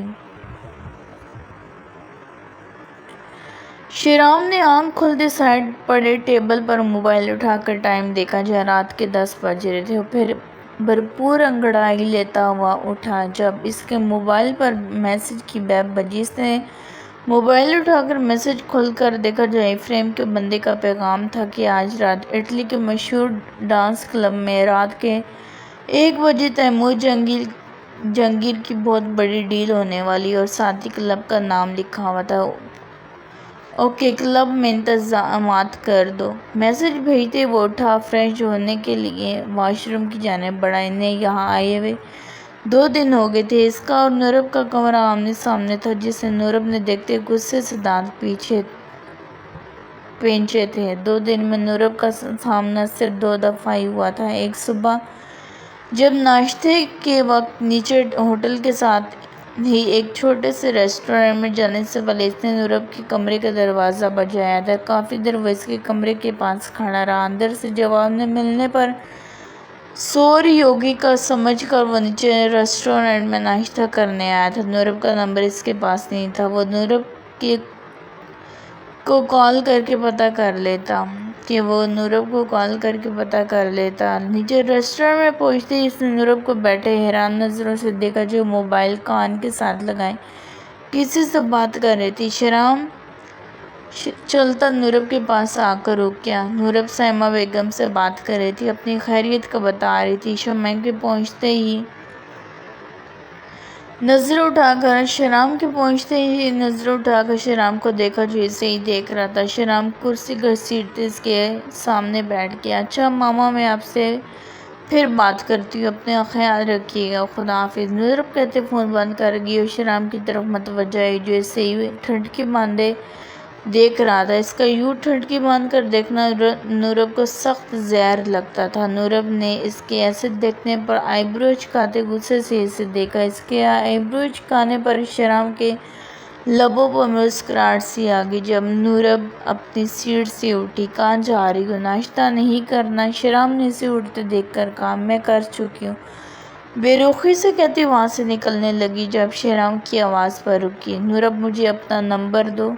شیرام نے اسے دیکھتے نرمی سے کہا۔ اس سے پہلے نورب منع کرتی کچھ سوچ کر چپ ہوگی کہ دونوں نے ساتھ کام کرنے، ایک دوسرے کے نمبر ان دونوں کے پاس ہونے بہت ضروری تھے۔ موبائل دو اپنا، نورب نے اسے دیکھتے کہا۔ شیرام نے فوراً اپنی جیب سے موبائل نکالتے نورب کو پکڑایا تھا۔ نورب اپنا نمبر ڈائل کرتے اپنے نمبر پر بیل دی تھی اور موبائل شیرام کو پکڑا کر باہر نکل گئی۔ کیا بنے گا شیرام تمہارا؟ شیرام اپنے بالوں کو ہاتھوں سے سیٹ کیے نورب کی پشت کو دیکھا اور اپنے دل کو ڈپٹا تھا جو بار بار نورب کی طرف لپک رہا تھا۔ دوسری بار اس کی ملاقات ہوٹل کے لاؤنج میں ہوئی تھی جو نہ جانے کس لڑکی کے ساتھ بیٹھے باتیں کر رہی تھی۔ نورب نے شیرام کو دیکھتے نظریں پھیر لی تھی۔ شیرام وہاں سے رکا نہیں تھا۔ اسے دیکھ کر سیڑھیاں چڑھتا اپنے کمرے کی جانب بڑھا گیا تھا۔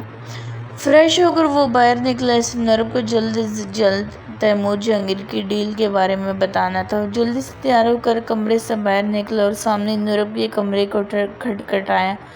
اندر سے کوئی جواب نہیں ملا۔ اس نے موبائل نکال کر نورب کو کال ملائی۔ بیل جا رہی تھی لیکن نورب فون نہیں اٹھا رہی تھی۔ اس نے پریشانی سے اپنے بیرڈ کو سہلایا۔ کیا کر رہی ہو تم نورب؟ کہاں گئی ہو تم؟ اس نے دوبارہ اس کے کمرے کو کھٹکھٹایا لیکن اس بار بھی کوئی جواب نہیں آیا۔ نورب کہاں ہو تم؟ جب اپنی گردن کو رب کرتے دوبارہ اس کے فون پر کال کی۔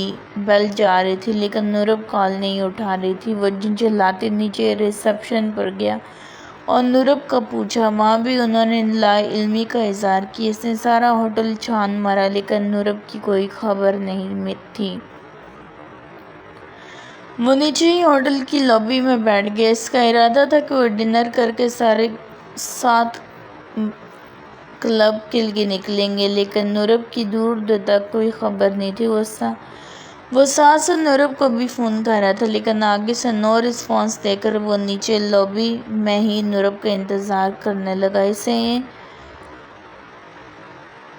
انتظار کیے تقریباً 2 گھنٹے سے اوپر ہو چکے تھے۔ یہ انتظار اس کی زندگی کا طویل ترین انتظار تھا جو وہ کر رہا تھا اور ساتھ اس کے چہرے پر پریشانی کے اثرات بھی دکھائی دے رہے تھے کہ نورب آخر کہاں گئی، کسی مصیبت میں نہ ہو۔ اسے ہر حال میں 1 بجے سے پہلے کلب پہنچنا تھا لیکن نورب کی موجودگی نہ پا کر شیرام پریشان ہو گیا تھا۔ شیرام نے ایک بار پھر نورب کو کال ملائی لیکن نورب نے کال نہیں اٹھائی اور وہ اٹھتا اوپر اس کے کمرے کی جانب بڑھا۔ اس سے پہلے وہ ایک بار پھر اس کے کمرے کا دروازہ کھٹکھٹاتا اس کے موبائل پر میسج کی بپ بجی۔ اس نے فوراً میسج دیکھا۔ نورب کا میسج تھا، میں کلب پہنچ گئی ہوں۔ نورب کے اتنے سے میسج نے وہ شیرام نے بمشکل اپنے گیس و اشتعال پر ضبط کیا تھا۔ وہ اسے بتائے بغیر اکیلی کلب چلی گئی تھی۔ یہ سوچتے ہی ماتھے پر رگیں واضح ہوئی تھیں اور فوراً وہاں سے نکلا تھا۔ مہروش اس وقت شہر کے سب سے بڑے شاپنگ مال میں چلتی چیزوں کو دیکھ رہی تھی۔ اس وقت شاپنگ مال میں بہت رش تھا۔ رباب بیگم اور عنایہ بیگم آگے جا رہی تھی۔ جب مہروش آہستہ قدم اٹھاتی، بیزاری سے چلتی، ایک نظر سائڈ لگی ونڈو سے ڈریسز پر ڈال لیتی، عنایہ بیگم اور رباب بیگم کے پیچھے چل رہی تھی جبکہ شمائم علیم شاہ فون سننے کے لیے کہیں پیچھے رک گیا تھا۔ عنایہ بیگم اور رباب بیگم ان دونوں کو چھوڑے آگے نکل گئی تھیں۔ جب مہروش کا فون بجا، اپنی جیب سے موبائل نکال کر سامنے دیکھا تو افراہیم بھائی کالنگ لکھا تھا۔ اس نے فون اٹھا کر کان کے ساتھ لگایا، کہاں ہو تم مانو اور ماما کہاں ہیں؟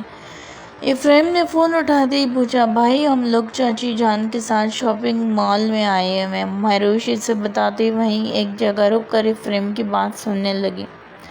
عنایہ بیگم اور رباب بیگم بہت آگے نکل گئی تھیں۔ کب تک آؤ گے تم لوگ؟ مہروش آہستہ قدموں سے فون کان کے ساتھ لگائے وہاں سے چلنے لگی۔ بھائی ابھی تک کوئی پتہ نہیں کہ کب آئیں۔ اچھا ٹھیک ہے، افریم کا فون بند کر کے جب ایک لڑکا چلتا ہوا میروش کی سمت بڑھا اور میروش کے بالکل نزدیک سے گزرتا، اس سے پہلے اس کا کندھا میروش کے کندھے سے ٹکراتا، بروقت میروش کو شمائم نے اس کے بازو کو پکڑتے اپنی طرف کھینچا تھا۔ میروش جو افریم کا فون بند کرتے موبائل جیب میں اڑاسا تھا اور نظر عنایہ بیگم اور رباب بیگم کو ڈھونڈنے کے لیے دوڑائی تھی، لیکن اسے رباب بیگم اور عنایہ بیگم کہیں دکھائی نہیں دی۔ وہ آس پاس نظریں دوڑائے آگے بڑھنے لگی جب اچانک سامنے آتے لڑکے سے ٹکرانے لگی۔ اگر شمائم اسے اپنی طرف نہ کھینچتا تو میروش کا سر سیدھا اس لڑکے کے سینے سے جا ٹکراتا۔ جب شمائم نے اسے بازو سے پکڑ کر زور سے اپنی طرف کھینچا تھا، میروش کٹی ڈال کی طرح کھینچتی شمائم کی چٹانیں سینے کے ساتھ لگی۔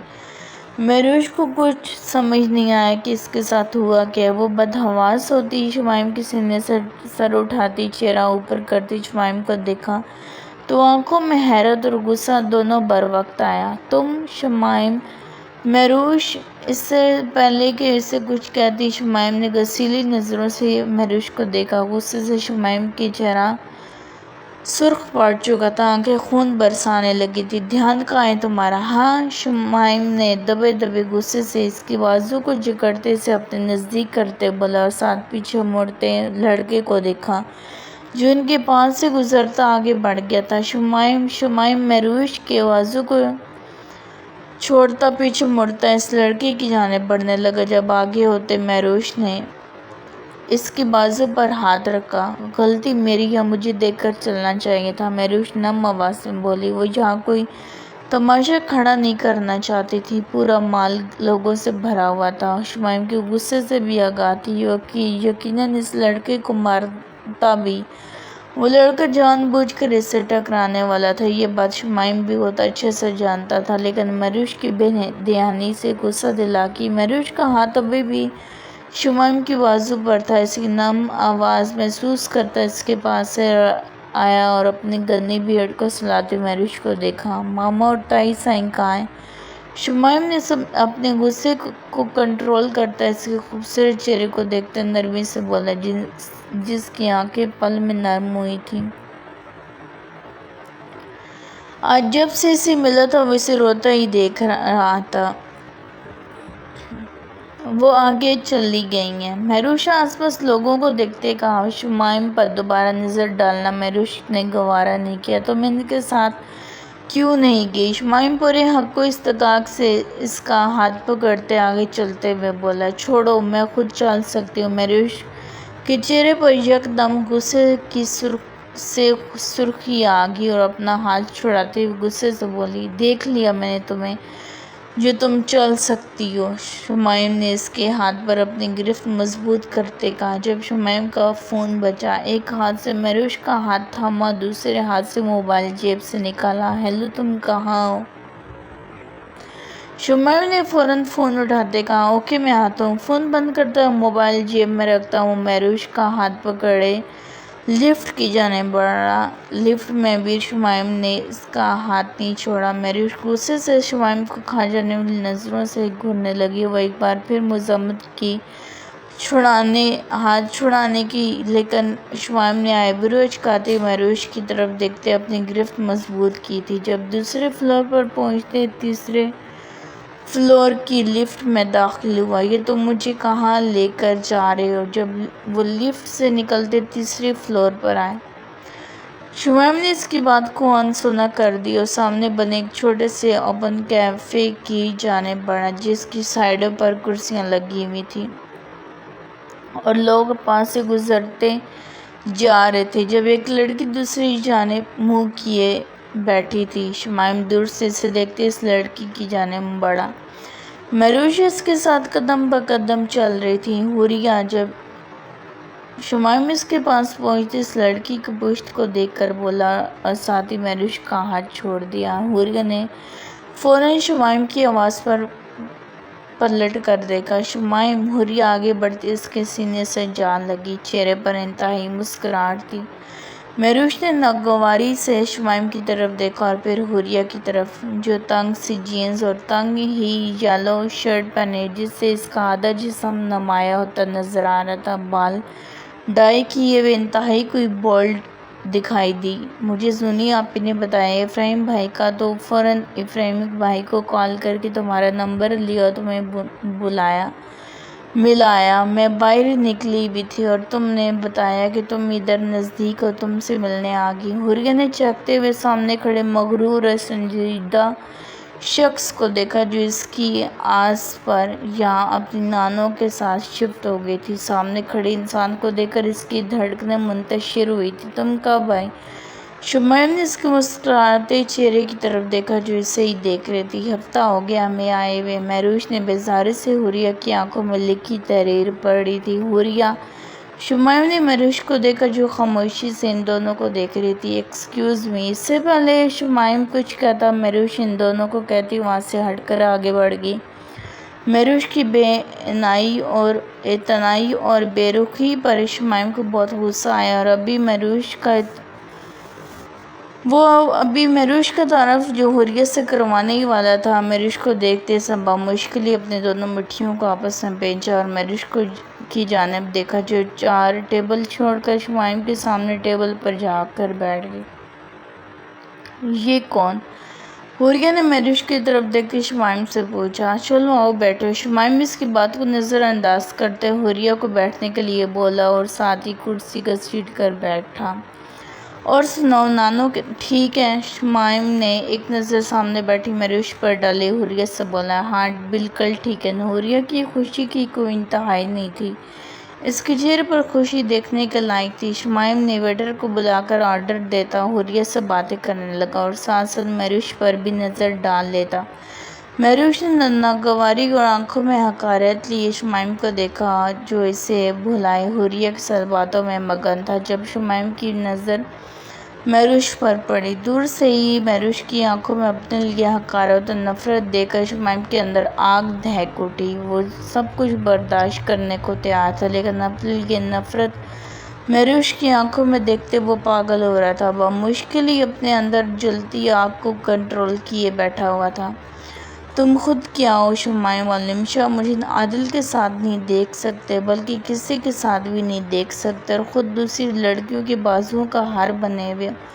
مہروش شمائم پر نظر ڈالتی اپنی سوچ کو چھٹکتی جیب سے موبائل نکالا تھا اور رباب بیگم کو کال ملائی۔ ہیلو ماما، کہاں ہیں آپ؟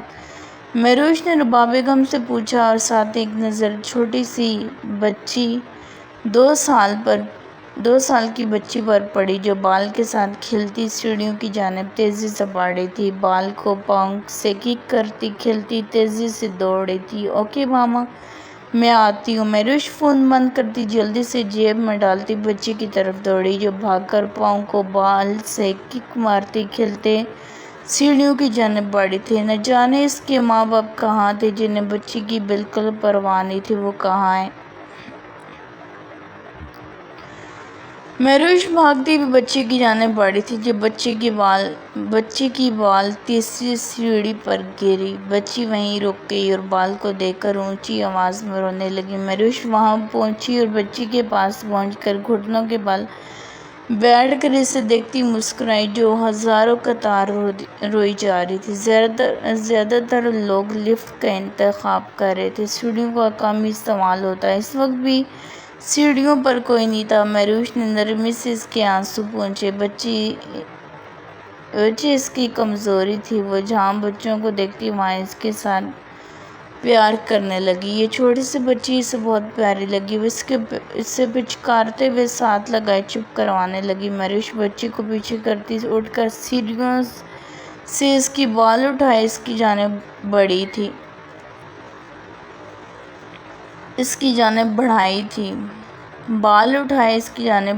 بچی بال کو سینے سے لگائے اب بھی رو رہی تھی۔ مہروش بچی کو پکڑے اس کے پاس گھٹنوں کے بل سیڑھیوں کے کنارے بیٹھ کر نظریں ادھر ادھر دوڑائی، اس کے ماں باپ کو ڈھونڈنے لگی لیکن اسے کوئی دکھائی نہیں دیا۔ اس بچی کو جو اس بچی کو ڈھونڈ رہا تھا۔ بیٹا آپ کے ماں باپ کہاں ہیں؟ مسلسل روتی بچی کو دیکھ کر مہروش پیار سے بولی۔ مہروش کی بات پر مزید رونے لگی۔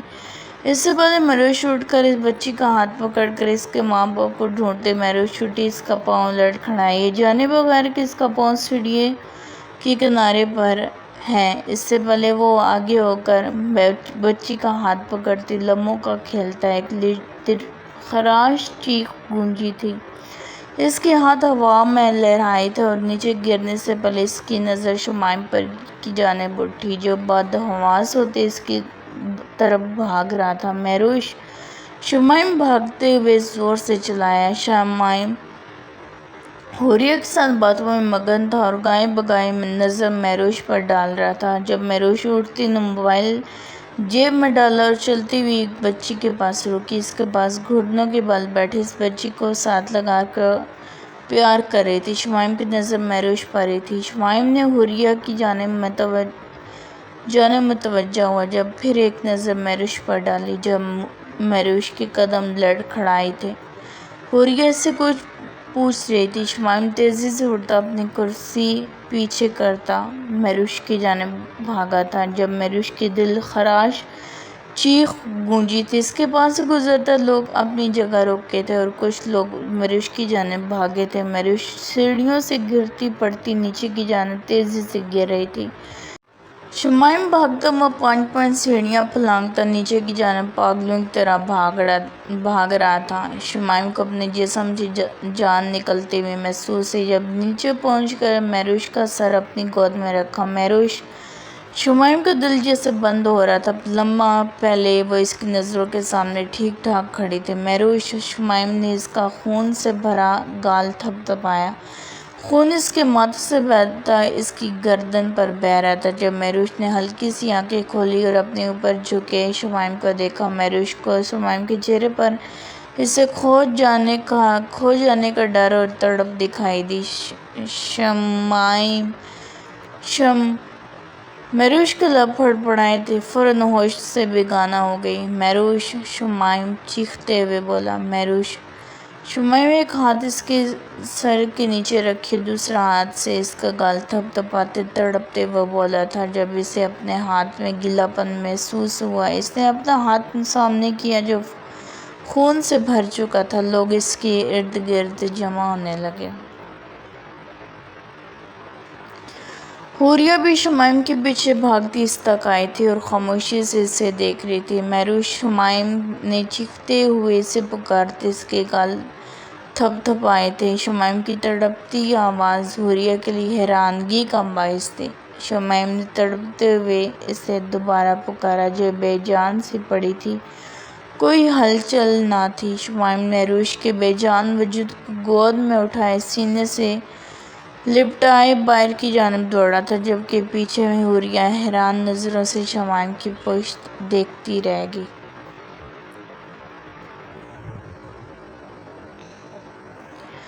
شیرام باہر کھڑے گارڈ کو اپنا کارڈ دکھاتے کلب کے اندر داخل ہوا تھا۔ اس نے نفرت سے سامنے دیکھا۔ وہ اکثر اپنے کام یا نذیر چودھری کے کام کے سلسلے میں بار کلب میں جاتا رہتا تھا جہاں ہر طرف بے حیائی کی حدیں پار کی ہوتی تھیں۔ ابھی بھی تیز میوزک میں لڑکے لڑکیاں برہنہ لباس میں ملبوس آپس میں لپٹے نشے کی حالت میں جھول رہے تھے۔ شیرام نے چاروں جانب نظر دوڑائی، نورب اسے کہیں نظر نہیں آئی۔ شیرام اسے ڈھونڈتے آگے بڑھ رہا تھا جب دور کونے میں بیٹھی نورب نے اسے ہاتھ ہلایا۔ شیرام چلتا نورب کی طرف بڑھا۔ شیرام اس کے پاس پہنچتے اس کے سامنے بیٹھا۔ نورب کو دیکھا جو ڈھیلے ڈھالے وائٹ کلر کے ٹراؤزر اور شرٹ میں ملبوس، بالوں کو کھلا شانوں پر پھیلائے چہرہ ہمیشہ کی طرح میک اپ سے پاک چہرہ، سادگی میں بھی وہ گزب ڈھاتی جوس پی رہی تھی جو دیکھنے میں شراب لگتی لیکن وہ جوس تھا جن کا انتظام وہ پہلے کر لیا کرتے تھے۔ شیرام بھی اکثر بار وغیرہ میں جاتا تو دیکھنے میں شراب جیسا جوس پیتا اور شراب کی طرح گھونٹ بہ گھونٹ اپنے حلق میں اتارتا۔ اس کے مخالف پارٹی کو دیکھنے میں وہ شراب ہی لگتی۔ اس کے بیٹھنے پر نورب نے اسے دیکھا۔ نورب تمہیں کیسے پتا اس کلب کا؟ شیرام نے نرمی سے اسے دیکھتے ہی پوچھا۔ جتنا غصہ اس پر آیا تھا اسے دیکھتی جھاگ کی طرح بیٹھ گیا۔ مجھے میسج آیا تھا۔ نورب نے سامنے نظریں کی جہاں لڑکا لڑکی برہنہ لباس میں باہوں میں باہیں ڈال کر ایک دوسرے کی طرف جھکے تھے۔ استغفر اللہ! نورب نے فوراً منہ سے نکالے نظریں پھیری تھی۔ چہرہ سرخ ہو گیا تھا۔ کیا ہوا؟ شیرام نے اس کے سرخ چہرے کی طرف دیکھتے پوچھا اور پیچھے مڑ کر دیکھنے لگا۔ پیچھے مت دیکھو! نورب نے فوراً اسے پیچھے مڑتے دیکھ کر کہا، جو پیچھے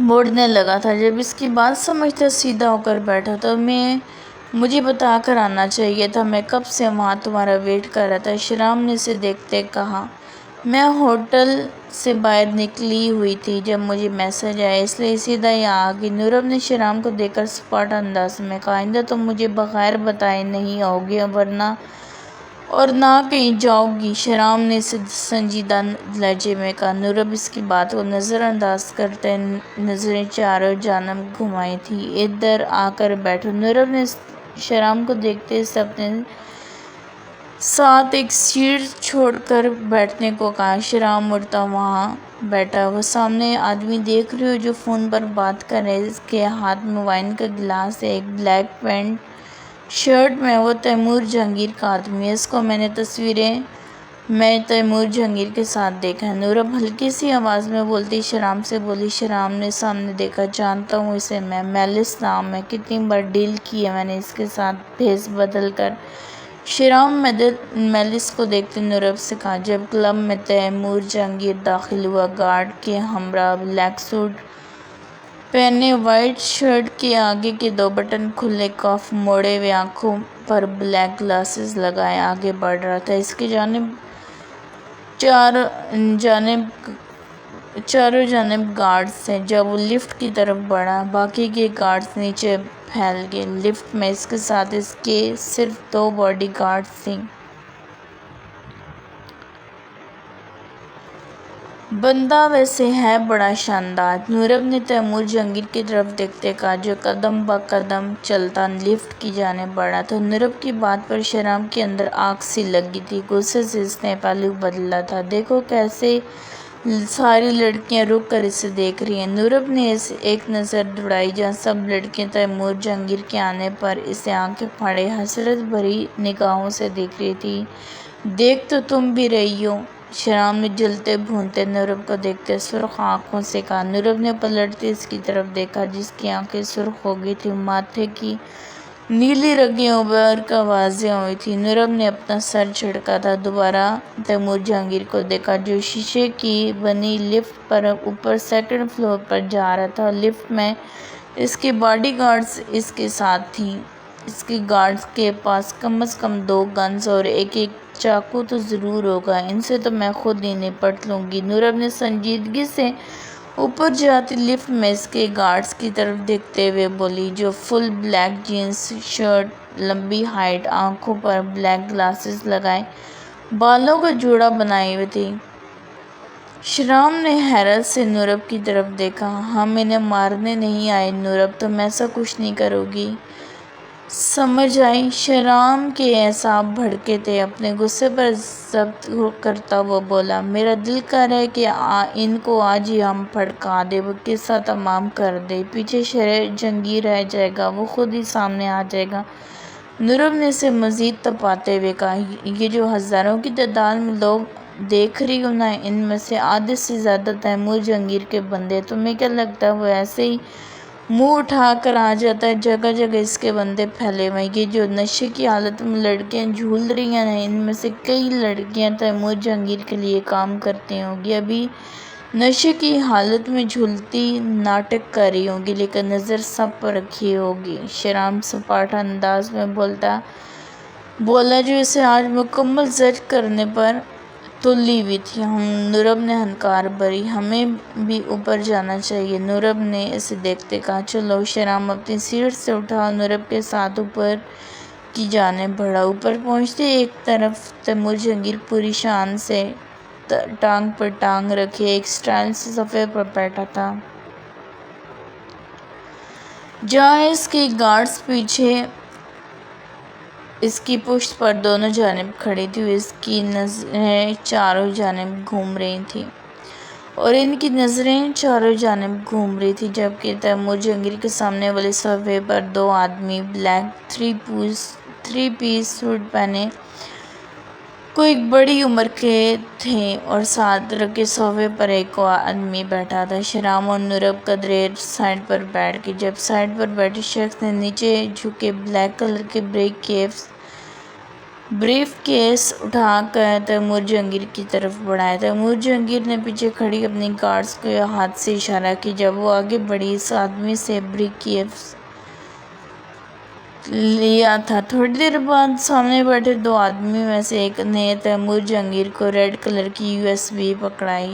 تیمور جہانگیر نے USB پکڑ کر اپنی جیب میں ڈالی۔ اس USB میں کیا ہو سکتا ہے؟ نوراب، جس کی نظر تیمور جہانگیر اور آدمیوں پر ہی تھی، شیرام سے پوچھا۔ وہ ذرا ہٹ کر پیچھے بیٹھے تھے۔ ان کو گلاس ونڈو سے صاف دکھائی دے رہا تھا، ان پر کسی کی نظر نہیں پڑ سکتی تھی۔ یہ ریڈ USB کسی کی موت کا پروانہ ہے، اور یہ موت کا پروانہ تب ہی آتا ہے جب کسی نے تیمور جہانگیر اور اس کے باپ کے خلاف انفارمیشن نکلوائی ہو۔ ریڈ USB اس بات کی نشانی ہے کہ کسی کے پاس تیمور جہانگیر کی ساری انفارمیشن ہے۔ اس نے تیمور جہانگیر کی ساری انفارمیشن نکلوائی اور سامنے بیٹھی دو آدمیوں کو اس بارے میں پتہ چل گیا جو انہوں نے تیمور جہانگیر کے حوالے کی ہے۔ اس لیے USB میں اس شخص کی پوری ڈیٹیلز ہیں۔ اب تیمور جہانگیر اسے موت کی گھاٹ اتار دے گا، اور بلیک USB جن لوگوں کے ساتھ ان لوگوں کی ڈیل ہوئی ہوتی ہے، ان میں سے ان لوگوں کا تمام ڈیٹا ہوتا ہے، اس لیے بلیک USB دیتے ہیں۔ شیرام نے آہستہ آواز میں اسے بتایا۔ تمہیں کیسے پتا؟ نوراب نے حیرت سے اسے دیکھتے کہا۔ کیونکہ میرا باپ ان لوگوں کے ساتھ کام کرتا رہا ہے، اس لیے یہاں کیا ہوتا ہے سب پتہ ہے مجھے۔ اکثر اپنے باپ کا ساتھ دے کر میں نے ڈیلز کی ہیں۔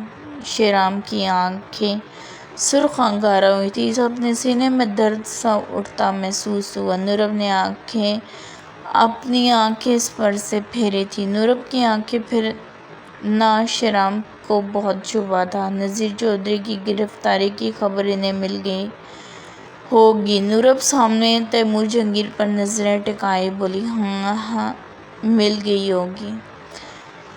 شیرام کے چہرے پر انتہا کی سنجیدگی تھی۔ پھر تو یہ لوگ تمہیں ڈھونڈ رہے ہوں گے، نوراب نے اسے دیکھتے کہا۔ مجھے نہیں ڈھونڈ سکتے یہ، شیرام نے اس کے خوبصورت چہرے کی طرف دیکھتے کہا، اور فوراً نظریں اس پر سے ہٹائیں۔ اگر ان کے پہنچنے سے پہلے ہم اس شخص کے پاس پہنچ جائیں، وہ ہماری مدد کرے گا۔ نوراب نے اسے دیکھتے کہا، یہ اتنا آسان کام نہیں ہے جتنا تم سوچ رہی ہو۔ شیرام نے اس کی بات کو فوراً رد کرتے کہا۔ جب تیمور جہانگیر اٹھتا، اپنے کوٹ کے آگے کا بٹن بند کرتا، اپنے گارڈز کے ہمراہ نیچے کی جانب بڑھا۔ میں آتی ہوں، نوراب نے اٹھتے کہا۔ تم کہاں جا رہی ہو؟ شیرام نے اسے دیکھتے پوچھا۔ واش روم، نوراب کہتی وہاں سے چلی گئی۔